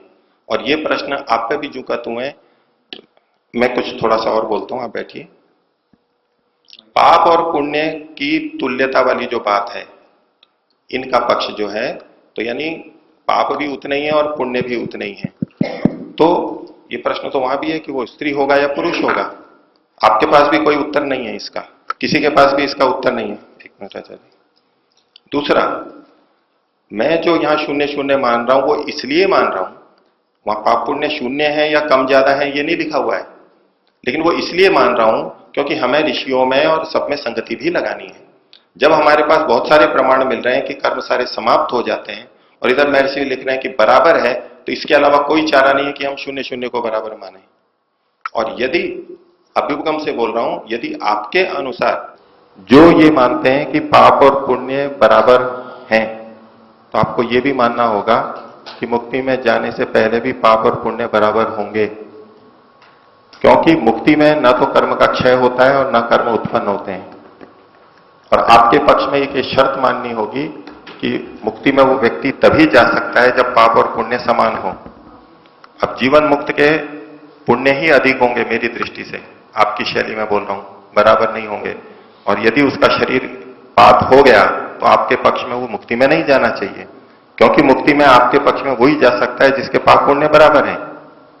और जब तक उसके पाप पुण्य बराबर नहीं होते तब तक वो मुक्ति में नहीं जा सकता, ये आपको मानना पड़ेगा और इसका कोई उत्तर नहीं हो पाएगा, ये दोष आएंगे। इसलिए पाप और पुण्य की तुल्यता का महर्षि का वचन हमें स्वीकार्य है, उन्होंने लिखा है, ऋषि का वचन है, पर उसकी संगति वचन है। एक निवेदन करना चाहूंगी, आचार्य जी को तो मैं अवसर दूंगी, पर अध्यक्ष महोदय की सूचना आ चुकी है कि समय का ध्यान रखा जाए। यदि सदन को समय बढ़ाने की सदन अनुमति दे रहा है तो आचार्य जी के बाद अन्य को अवसर मिलेगा, अन्यथा इस परिचर्चा को यहाँ पर ही विराम दिया जाएगा। आचार्य जी को माइक दिया जाए।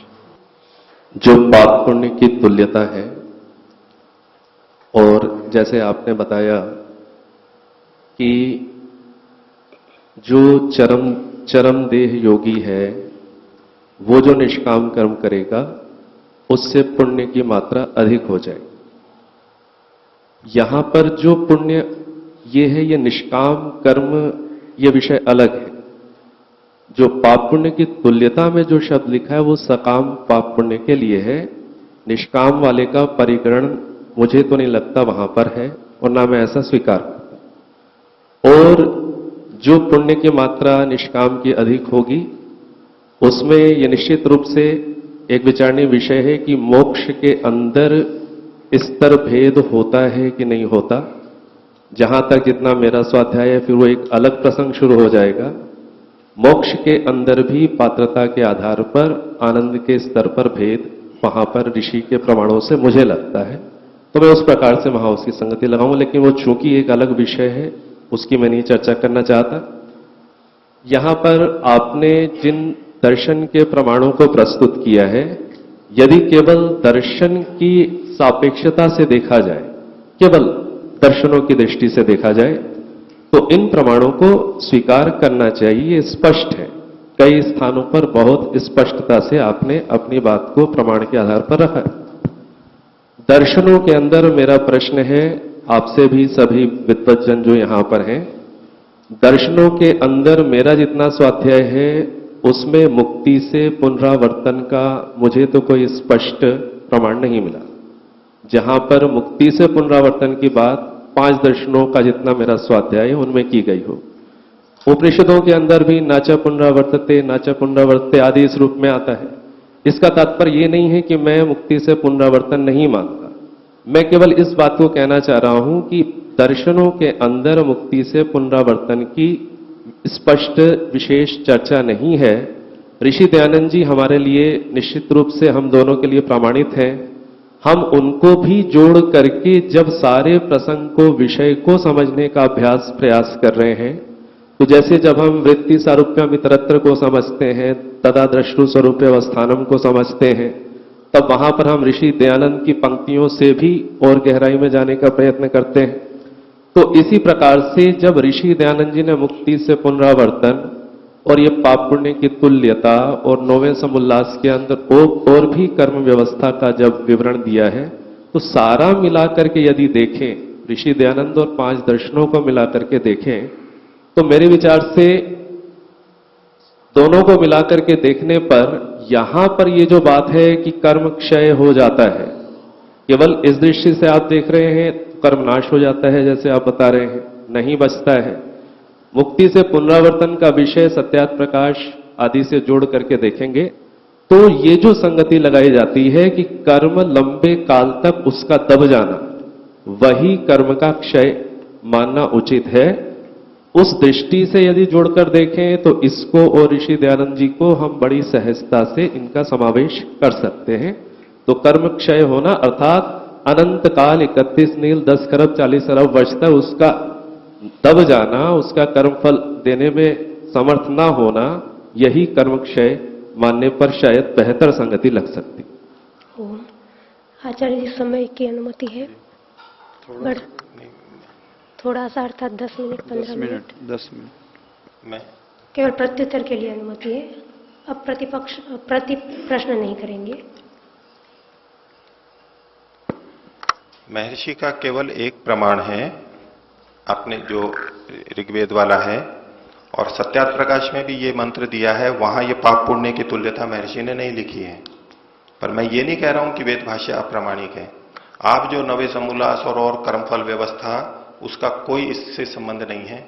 उसको गिना करके कि महर्षि का सारा है और आप ये प्रस्तुत करो कि हम महर्षि का समन्वय कर रहे हैं, वो प्रसंग से बाहर की बात है, उसको यहां नहीं लेना चाहिए। या तो आप ये बताइए कि नवे समोल्लास में या किसी समोल्लास में ये चीज लिखी है और उसके साथ में ये समन्वय है। ये केवल वेद भाष्य का एक आप दे रहे हैं महर्षि का, बाकी यूं कहने मात्र से सबको प्रभावित कर देना और कि भाई महर्षि के सब चीजों से समन्वय कर रहे हैं, किससे समन्वय कर रहे हैं? और कोई प्रसंग ही नहीं है जो इसके संदर्भ में आप ले सकें। और मैं फिर कहूंगा जो कि मैंने वहां भी कहा था, मुक्ति के बाद में क्या होता है और वो जन्म कैसे होता है, ये हमारा मुख्य विषय नहीं है।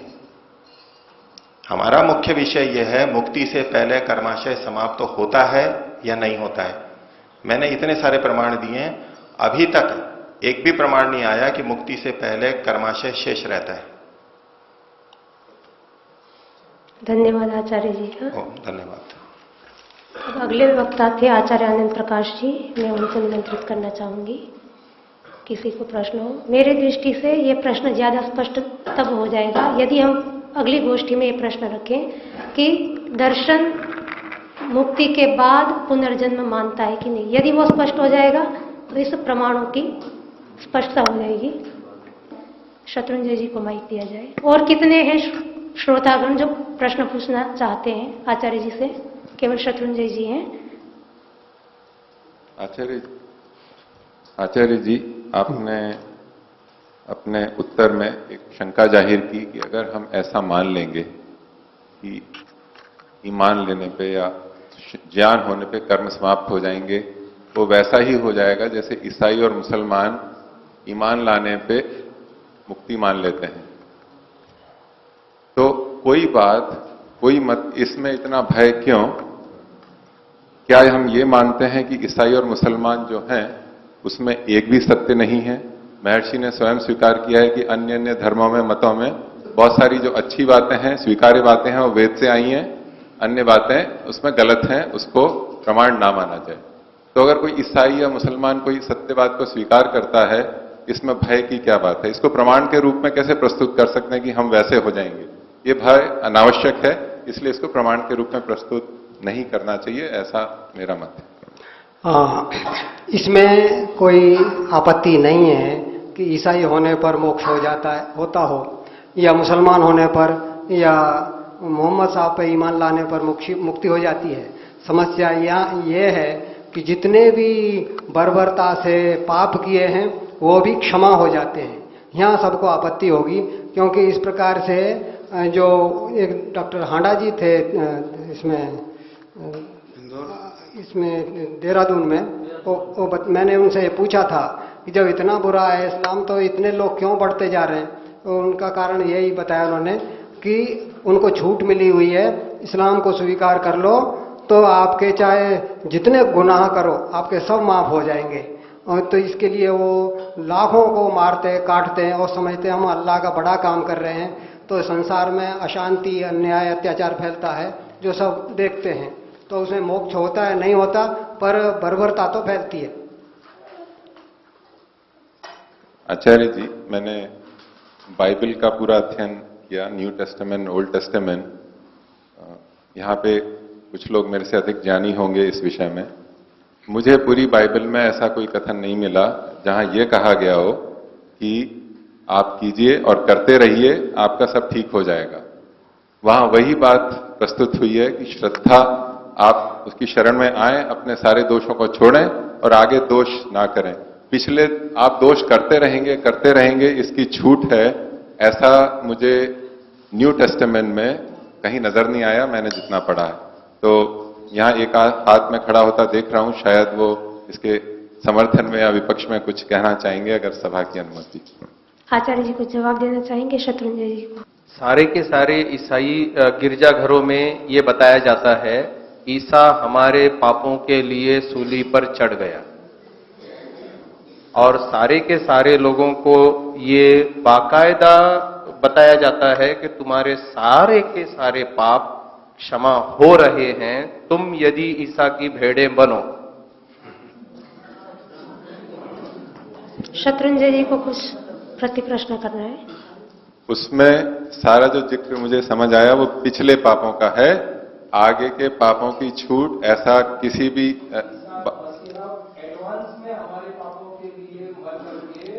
माइक जो भी कहना हो माइक में बोले। नहीं, शत्रुंजय जी का कथन हो जाने दे, 1 मिनट शेष है, शत्रुंजय जी का कथन मैं अपना कथन कर देता हूं।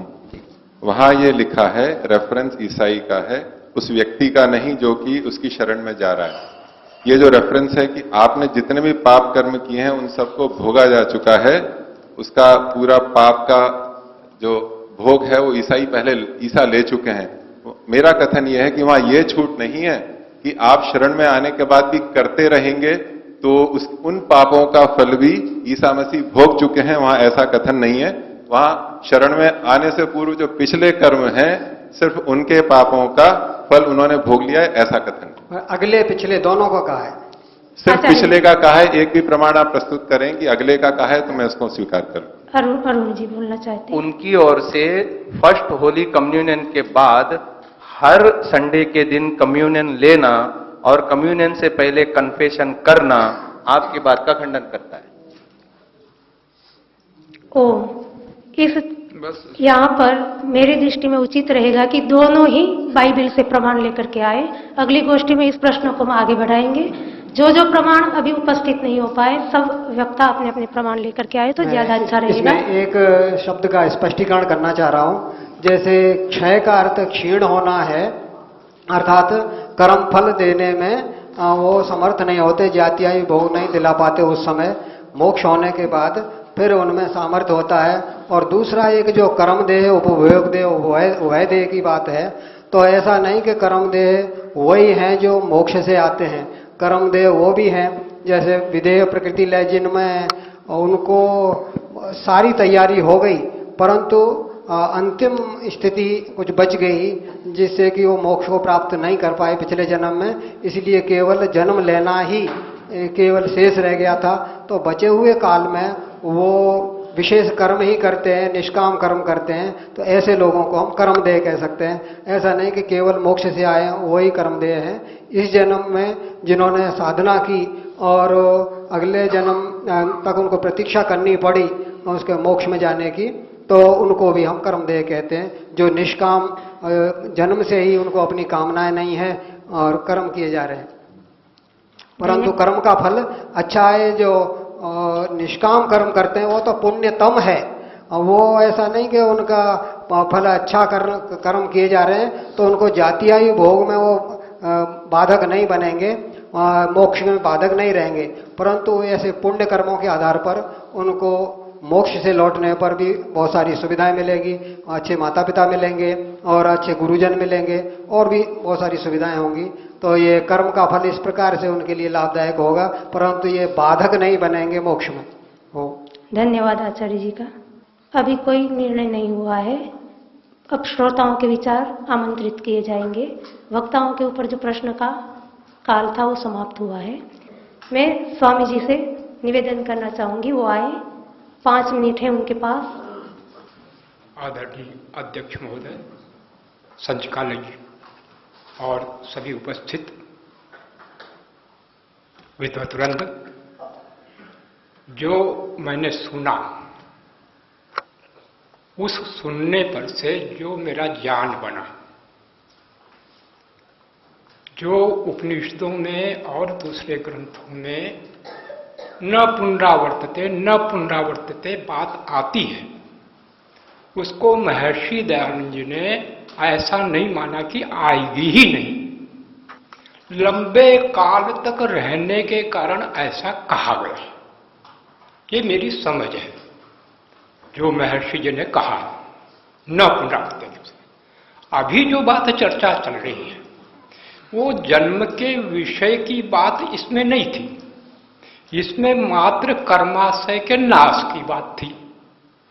और जो यह नाश कहा गया है दर्शनों के विषय में, तो मैं जो समझा जैसे न पुनरावर्तते ऐसे यहां पर भी दब जाना है, नितांत निशेष नहीं होना है, रह जाना भी है, ऐसा मैं समझा। अब आप लोग। धन्यवाद स्वामी जी का। आचार्य सनत कुमार जी को आमंत्रित करना चाहूंगी, अपने विचार रखें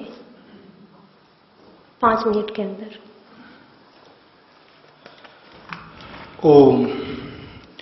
कर्माशय पूर्ण रूप से समाप्त होता है या कुछ बच जाता है? चर्चा काफी हो चुकी है। पहली बात, थोड़ा शब्दों के माध्यम से यदि देख ले तो समस्या हल हो सकती है।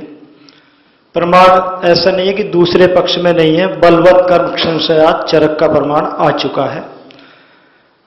तो नाश का अर्थ जो पाणिनि मुनि मानते हैं वो नश अदर्शने, उस काल में वो दिखाई नहीं देता, लंबे काल के लिए दब जाता है, नाश नहीं होता, तो उसका अदर्शन हो जाता है, क्योंकि मुक्ति में उसकी अपेक्षा नहीं है। तो इस दूसरा इसमें एक दोष क्या आता है, ईश्वर न्यायकारी है, और जब कि वो बिना प्रयोजन के दोबारा हमें बिना किसी कारण के जन्म क्यों देगा? अगर कुछ ना कुछ बचना चाहिए तो कुछ कर्म जरूर बचते हैं, और बलवान कर्म, क्योंकि बंधन का कारण क्या है? बंधन का कारण है अज्ञान रूपी जो कर्म है। तो कुछ ना कुछ कर्म यहाँ बचने चाहिए, जिनके कारण हमारा ज्यादा कर्माशय वगैरह मुक्ति में चले गए, तो आने का हमारे पास कोई कारण होना चाहिए, और वो कारण है कि कुछ कर्म हमारे बच गए हैं। दूसरा जो मोक्ष की चर्चा बार बार आ रही है, मोक्ष अगर इसकी बात करें तो शास्त्रों में, जैसा आचार्य आशीष जी ने भी कहा कि न पुनर्वर्तते, बात तो ठीक है, किंतु न पुनरावर्तते का इसका अर्थ ये नहीं है कि पुनर्न आवर्तते। पुनर्न आवर्तते इसका अर्थ ऐसा नहीं, न पुनः आवर्तते अर्थात न जो है वो सीधा निषेध नहीं कर रहा, अर्थात दीर्घ काल तक न आवर्तते। ये नहीं है कि नहीं आता है, न का बिल्कुल भी सीधा निषेध नहीं है, कि व्याकरण का विषय है।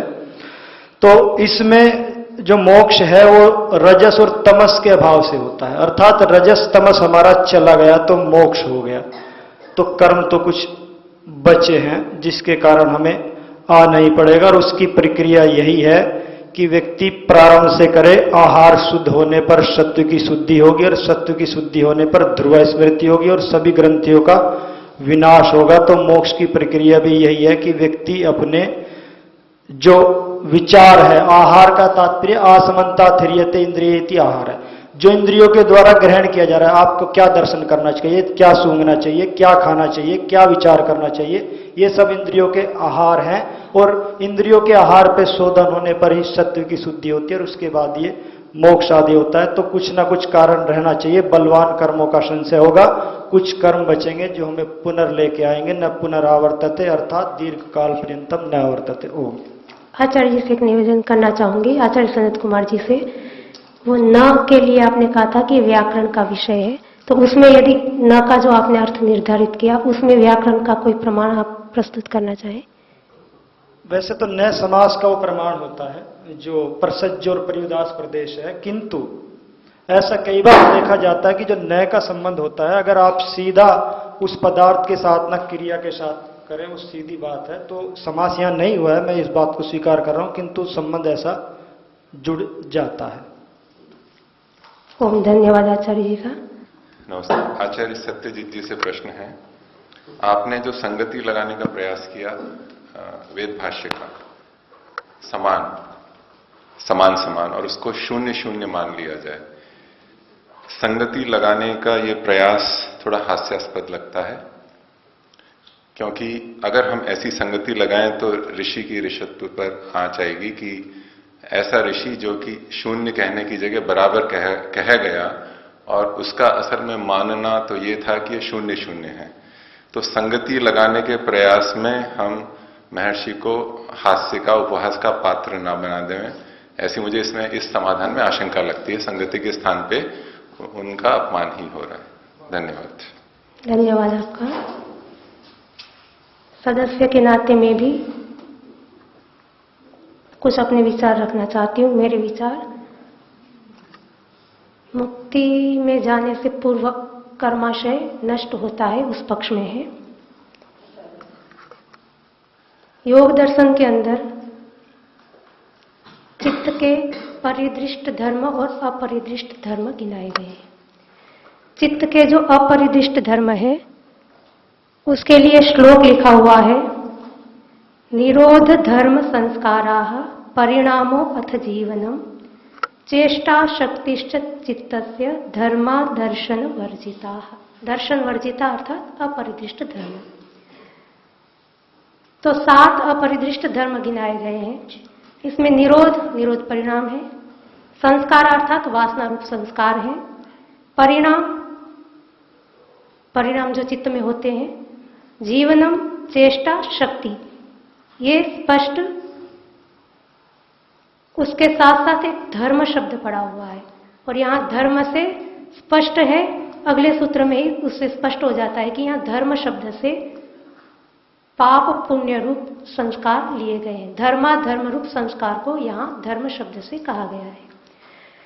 तो जब मुक्ति में जाने से पहले योग दर्शन मन का प्रलय बहुत जगह पे स्वीकार कर चुका है, तो जब धर्म ही नष्ट हो गया तो उसके धर्म भी सारे धर्म के साथ नष्ट हो जाएंगे।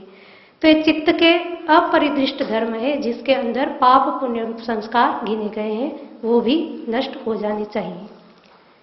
दूसरा प्रमाण है मेरे पास, योग दर्शन का ही है। तीसरे पाद का 50वां सूत्र है, तद वैराग्यादपि दोष बीज क्षय कैवल्यम। इसके भाष्य में ऋषि ने लिखा है, उससे पूर्व में एक बात और कहना चाहूंगी।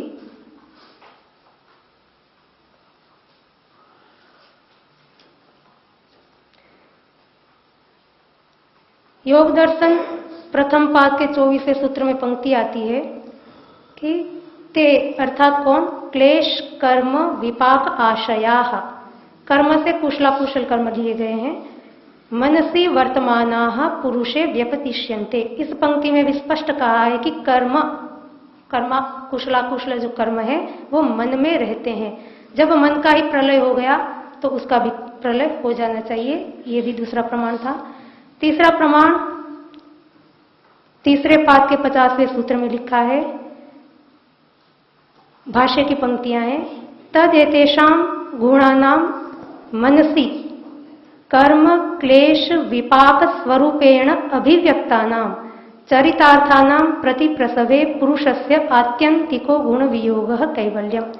यहाँ पर लिखा है गुणानाम, गुण कौन, जो चित्त जिस सत्वरजस तमस से बना है, उन सत्वरजस तमस के लिए गुण शब्द का प्रयोग किया गया है कि इन गुणों का जो मन में रहते हैं, मनसी वर्तमानानाम तदेतेषां गुणानाम, मनसी मन में कर्म क्लेश विपाक स्वरूपेण, कर्म स्वरूपेण क्लेश स्वरूपेण विपाक स्वरूपेण अभिव्यक्तानां, अर्थात गुण ही है।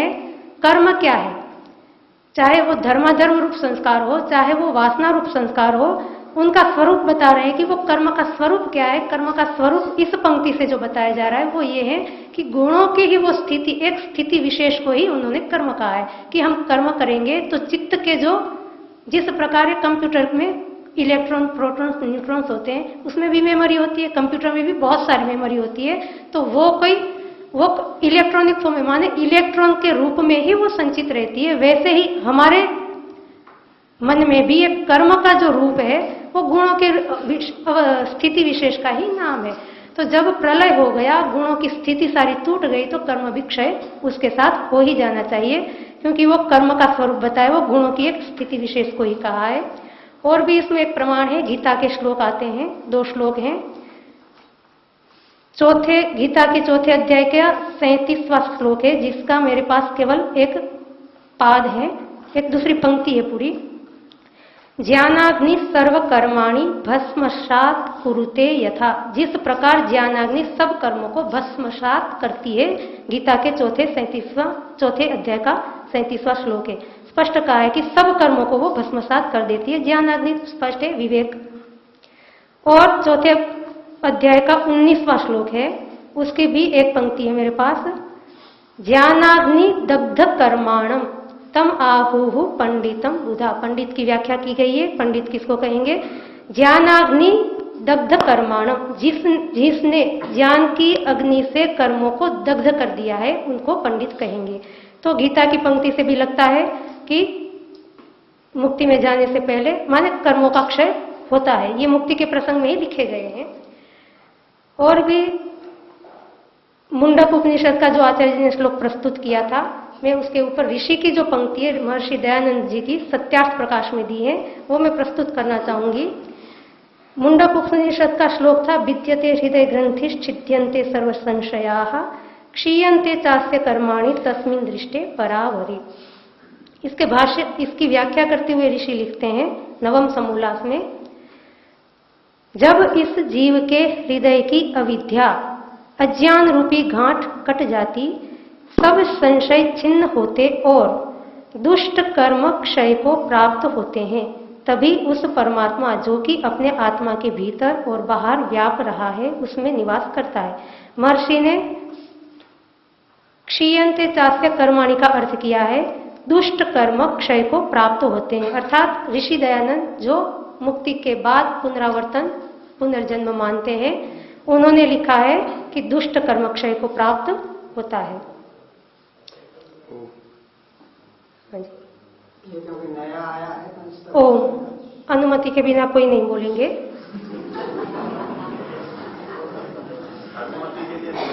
अनुमति ले रहा हूँ। अनुमति के लिए निवेदन है, स्वामी जी थोड़ा समय बढ़ाया जाए, क्योंकि कईयों ने जो बात कही है और वो हमारे वक्तव्यों के ऊपर है और महत्वपूर्ण विषय है, इसलिए कुछ समय बढ़ाया जाना चाहिए, नहीं तो ये बातें यूं ही अटकी भी रहेंगी। कम से 3 सज्जनों के हाथ उठे हैं, 3 विद्वानों के, और ये चौथे भी हो रहे हैं, ऐसे बढ़ाते न जाएं। 10 मिनट हमने पहले बढ़ाने की बात कही थी, उसमें 2 मिनट में समाप्त हो गया था वो वक्तव्य। 8 मिनट हमारे पास उसमें से बचे हुए हैं और 5 ये हो रहे हैं, तो 2-2 मिनट में आप लोग कहना चाहें तो कह लें। आचार्य जी को माइक दिया जाए 2 मिनट के लिए, वो अपने वक्तव्य को रखेंगे। ये जो कहा गया, इतना सूक्ष्म विषय भी है, इसमें शायद जितना बोलते जाएंगे वो बढ़ता ही चला जाएगा। और मैं समझता हूं आज इसमें कोई निर्णय नहीं होने वाला है, इसलिए ठीक है, जितना थोड़ा थोड़ा बोलना बोल लीजिए। अभी जो कहा गया कि जो कर्म करने का जो रिकॉर्डर था, चित्त ही नष्ट हो गया तो कर्म कहाँ रहेंगे। हमारी बैंक का पासबुक खो जाए फिर भी हमारा अकाउंट रहता है बैंक के हार्ड डिस्क में, उसके कंप्यूटर में, तो ईश्वर के कंप्यूटर में ये सब रहेंगे और एक एक का हिसाब देगा वो। धन्यवाद आचार्य जी का। मुक्तानंद जी को माइक दिया जाए। आपसे प्रश्न है। प्रश्न नहीं, अपना विचार रखेंगे, आपने प्रत्युत्तर नहीं मिलेगा, प्रश्न करना चाहे करते हैं। आपने जैसे कहा कि चित्त नष्ट हो गया, तो उसमें जो चित्त धर्मी था और उसमें स्थित धर्म भी नष्ट हो जाते हैं, तो ये बात तो प्रलय अवस्था में भी लागू होगी। प्रलय अवस्था में भी सबका चित्त नष्ट हो जाता है, तो तो क्या आप उस समय भी मानेंगे सबका कर्म नष्ट हो जाता है? वो प्रलय की मेरी धारणा अलग है, उसमें मुझे कोई आपत्ति नहीं है, मेरे पक्ष में वो पुष्ट हो जाता है। आचार्य आशीष जी को माइक दिया जाए।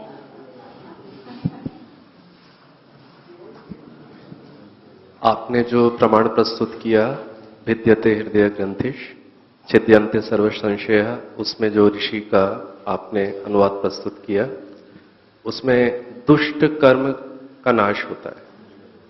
इससे ये तात्पर्य केवल निकले है दुष्ट का तो नाश हुआ, लेकिन जो सकाम पुण्य कर्म है उसका तो नहीं हुआ, क्योंकि वो खर्च हो जाएंगे। इस पर चलिए ठीक है। साधन देने के लिए, मुक्ति के लिए हमको जो साधन अपेक्षित हैं उनको देने के लिए वो मैं यहीं रुक जाता हूँ। ठीक है जी, वो अगली चर्चा में हम उसकी, मैंने वो सोच रखा था कि उस दुष्ट लिखा है तो उसका जवाब भी मेरे पास है, पर अगले सदन में करेंगे। आचार्य सत्य जी।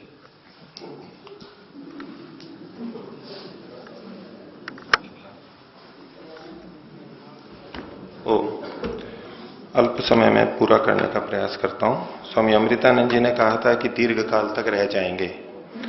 योग दर्शन द्वितीय पाद सतिमूल्य तद्विपाकों के भाष्य में अदृष्ट जन्म वेदनीय अनियत विपाकी कर्मों की 3 गतियां कही गई हैं। कृतस्य अविपक्वस्य विनाशः एक, प्रधान कर्मणि अवाप गमनम व दूसरी, और नियत विपाक प्रधान कर्मणा अभिभूतस्य व चिरम अवस्थानम।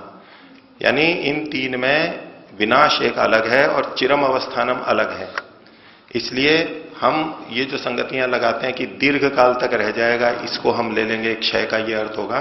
यहां स्पष्ट दीर्घ काल अलग है और नाश अलग है। शुक्ल कर्मोदयाद यही व नाशः कृष्ण से, ये पंक्ति भी यहीं की है। इसलिए अपनी किसी बात को सिद्ध करने के लिए हम उसको यूं कहते हैं दीर्घ काल तक, वो मेरी दृष्टि से शास्त्र से विपरीत है।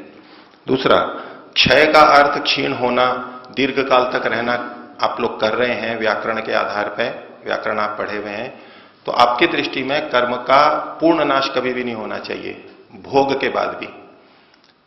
क्या आप ये मानते हैं भोग के बाद कर्म क्षय हो जाते हैं? हाँ या ना? उत्तर क्या है? कर्म फल भोग के बाद में क्षय होते हैं या नहीं? हाँ या ना? हाँ। तो क्षय का अर्थ आप लोग ये करते हैं कि पूर्ण नाश नहीं होते हैं, केवल दुर्बल होते हैं। तो आपका मत ये बनेगा कि भोगने के बाद भी वो कर्म केवल दुर्बल हो जाते हैं, नष्ट नहीं होते, जबकि ये बात नहीं। तो क्षय का अर्थ आप ये जो ले रहे हैं कि केवल दुर्बल ही होता है, ऐसा नहीं है। और क्षय का व्याकरण को देख करके और अदर्शनम लोपः और केवल अदर्शन है बाद में आ जाएगा, फिर तो दुनिया में किसी चीज का नाश ही नहीं होगा। कर्म का क्षय मानते हैं नहीं, ये जो क्रियाएं हैं, मैंने ये कर्म किया, कर्म क्षण स्थायी है, उसके बाद नष्ट होता है नहीं होता है। वहां भी आप क्षय का अर्थ यही लगाइए कि दुर्बल हुआ है। आप एक ही अर्थ लेकर के क्यों यहां पर चल रहे हैं? जब इतने सारे प्रमाण हैं, आप अन्य जगह पे क्षय का अर्थ दूसरा भी लेते हैं, तो यहां क्या आपत्ति है? यहां यह आग्रह क्यों कि केवल दुर्बल ही होते हैं? शत्रुंजय जी ने जो कहा कि ये संगति हास्यास्पद होगी, ठीक है, ये संगति का ही प्रयास है। अगर संगति ने लगाएंगे तो और अधिक हास्यास्पद होंगे। धन्यवाद। क्यों होंगे? और किसको? ऋषि दयानंद का अगर ये वाला पक्ष ना माना जाएगा तो क्या दिक्कत? नहीं, ये दिक्कत है कि अन्य ऋषि ये कह रहे हैं, इतने सारे प्रमाण हैं, और महर्षि दयानंद ये कह के गए हैं कि यदि मेरे वचनों में, सत्यार्थ प्रकाश के अंत में भी लिखा है, कोई दोष हो तो ठीक कर लो। मैं महर्षि के वचनों में दोष नहीं मान रहा हूं, मैं उसको प्रमाण मान रहा हूं। आप महर्षि दयानंद को सिद्ध करने के लिए इन सब दर्शनों को, इन ऋषियों को हास्यास्पद नहीं बना रहे हैं। महर्षि दयानंद जो कहते हैं कि जब ये कपिल आदि ऋषि होते तो मैं इनका सेवक होता, महर्षि इनको कम नहीं मान रहे हैं, और अपने से उनकी यद्यपि विनम्रता है, लेकिन क्या आप एक ऋषि को अपनी भक्ति के कारण से, ऋषि के प्रति मैं भी आपसे कम भक्त नहीं हूं, लेकिन आप उस भक्ति में, लोगों मैंने देखा है, महर्षि की भक्ति में वेद का भी खंडन कर देंगे, महर्षि की भक्ति में दर्शनों का भी खंडन कर देंगे। जब ये आप महर्षि का खंडन करते हैं ऐसा कह के, क्योंकि महर्षि ने खुद ने कहा है कि मेरा वचन यदि ऋषियों के विपरीत हो तो न माने, और वेद का वचन ऋषियों का भी अगर हो तो वेद के अनुसार माने, ये महर्षि को मान्यता है। और आप अगर इसको न मान करके केवल महर्षि को पकड़ लेंगे तो आप महर्षि का सम्मान नहीं कर रहे हैं। ओम धन्यवाद। अब मैं सत्र को समापन की ओर ले जाएंगे। मैं आप माननीय अध्यक्ष महोदय से निवेदन करना चाहूंगी कि वो सत्र को समापन की ओर ले जाएं। घड़ी में सामने लगभग 4.5 मिनट दिख रहे हैं। 1.5-2 मिनट में मैं बोल रहा हूं, शेष में संचालिका जी कुछ बोलेंगे और समापन करेंगे।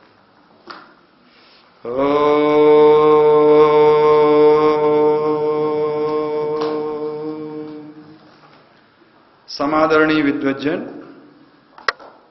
वक्तागण, श्रद्धेय मातृशक्ति, श्रोतागण, आज का विषय आया कि मोक्ष पाने से पूर्व क्या कर्माशय पूर्ण रूप से समाप्त हो जाता है, क्षीण हो जाता है, नष्ट हो जाता है अथवा नहीं। इस विषय में विद्वानों ने अपने अपने तर्क प्रमाण रखे हैं, लेकिन जैसा मुझे लगता है शायद ऐसा ही आपको भी लग रहा होगा कि किसी भी पक्ष में भी पूर्ण संतुष्टि नहीं हुई है। फिर भी मैं आपसे ही जान लेना चाहता हूं कि कौन इस पक्ष में हैं जो ऐसा मानते हैं कि मोक्ष से पूर्व समस्त कर्माशय नष्ट हो जाता है, क्षीण हो जाता है या उसका क्षय हो जाता है। हाथ थोड़ा उठाएंगे नीचे। कौन ऐसा मानता है कि पूर्ण नष्ट नहीं होता? नीचे। कौन ऐसा मानता है कि हमको तो अभी निर्णय ही नहीं हुआ?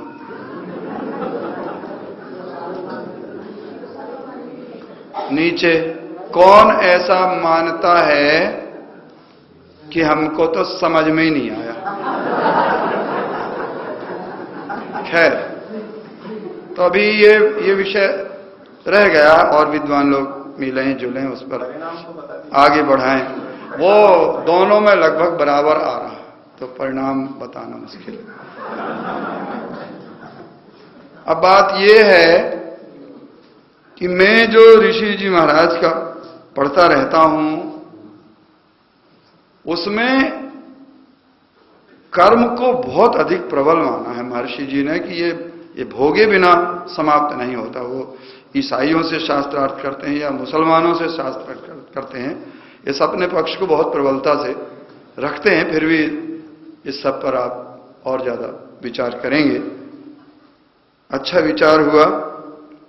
किसी ने ये भी कहा था कि वो उपनिषद में भी लिखा है कि लौट करके नहीं आते हैं, तो ते परांत काले ते ब्रह्मलोकेषु परांत काले परामृतात् परिमुच्यन्ति सर्वे। ये उपनिषद का ही वचन है कि लौट करके आते हैं। थोड़ा इस पर ध्यान रखेंगे।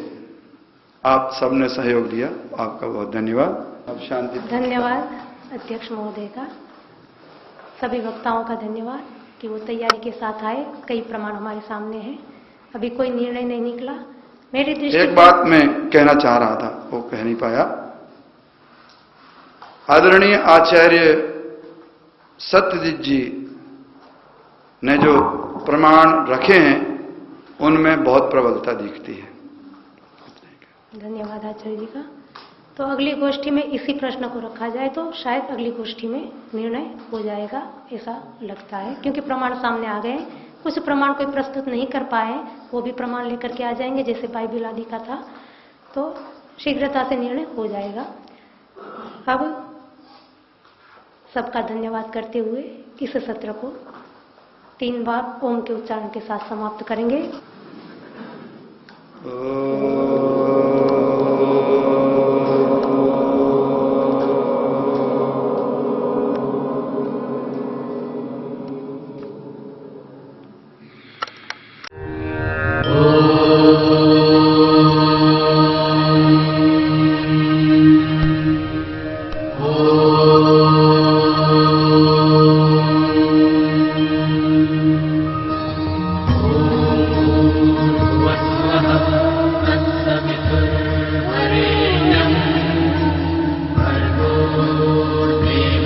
धीमहि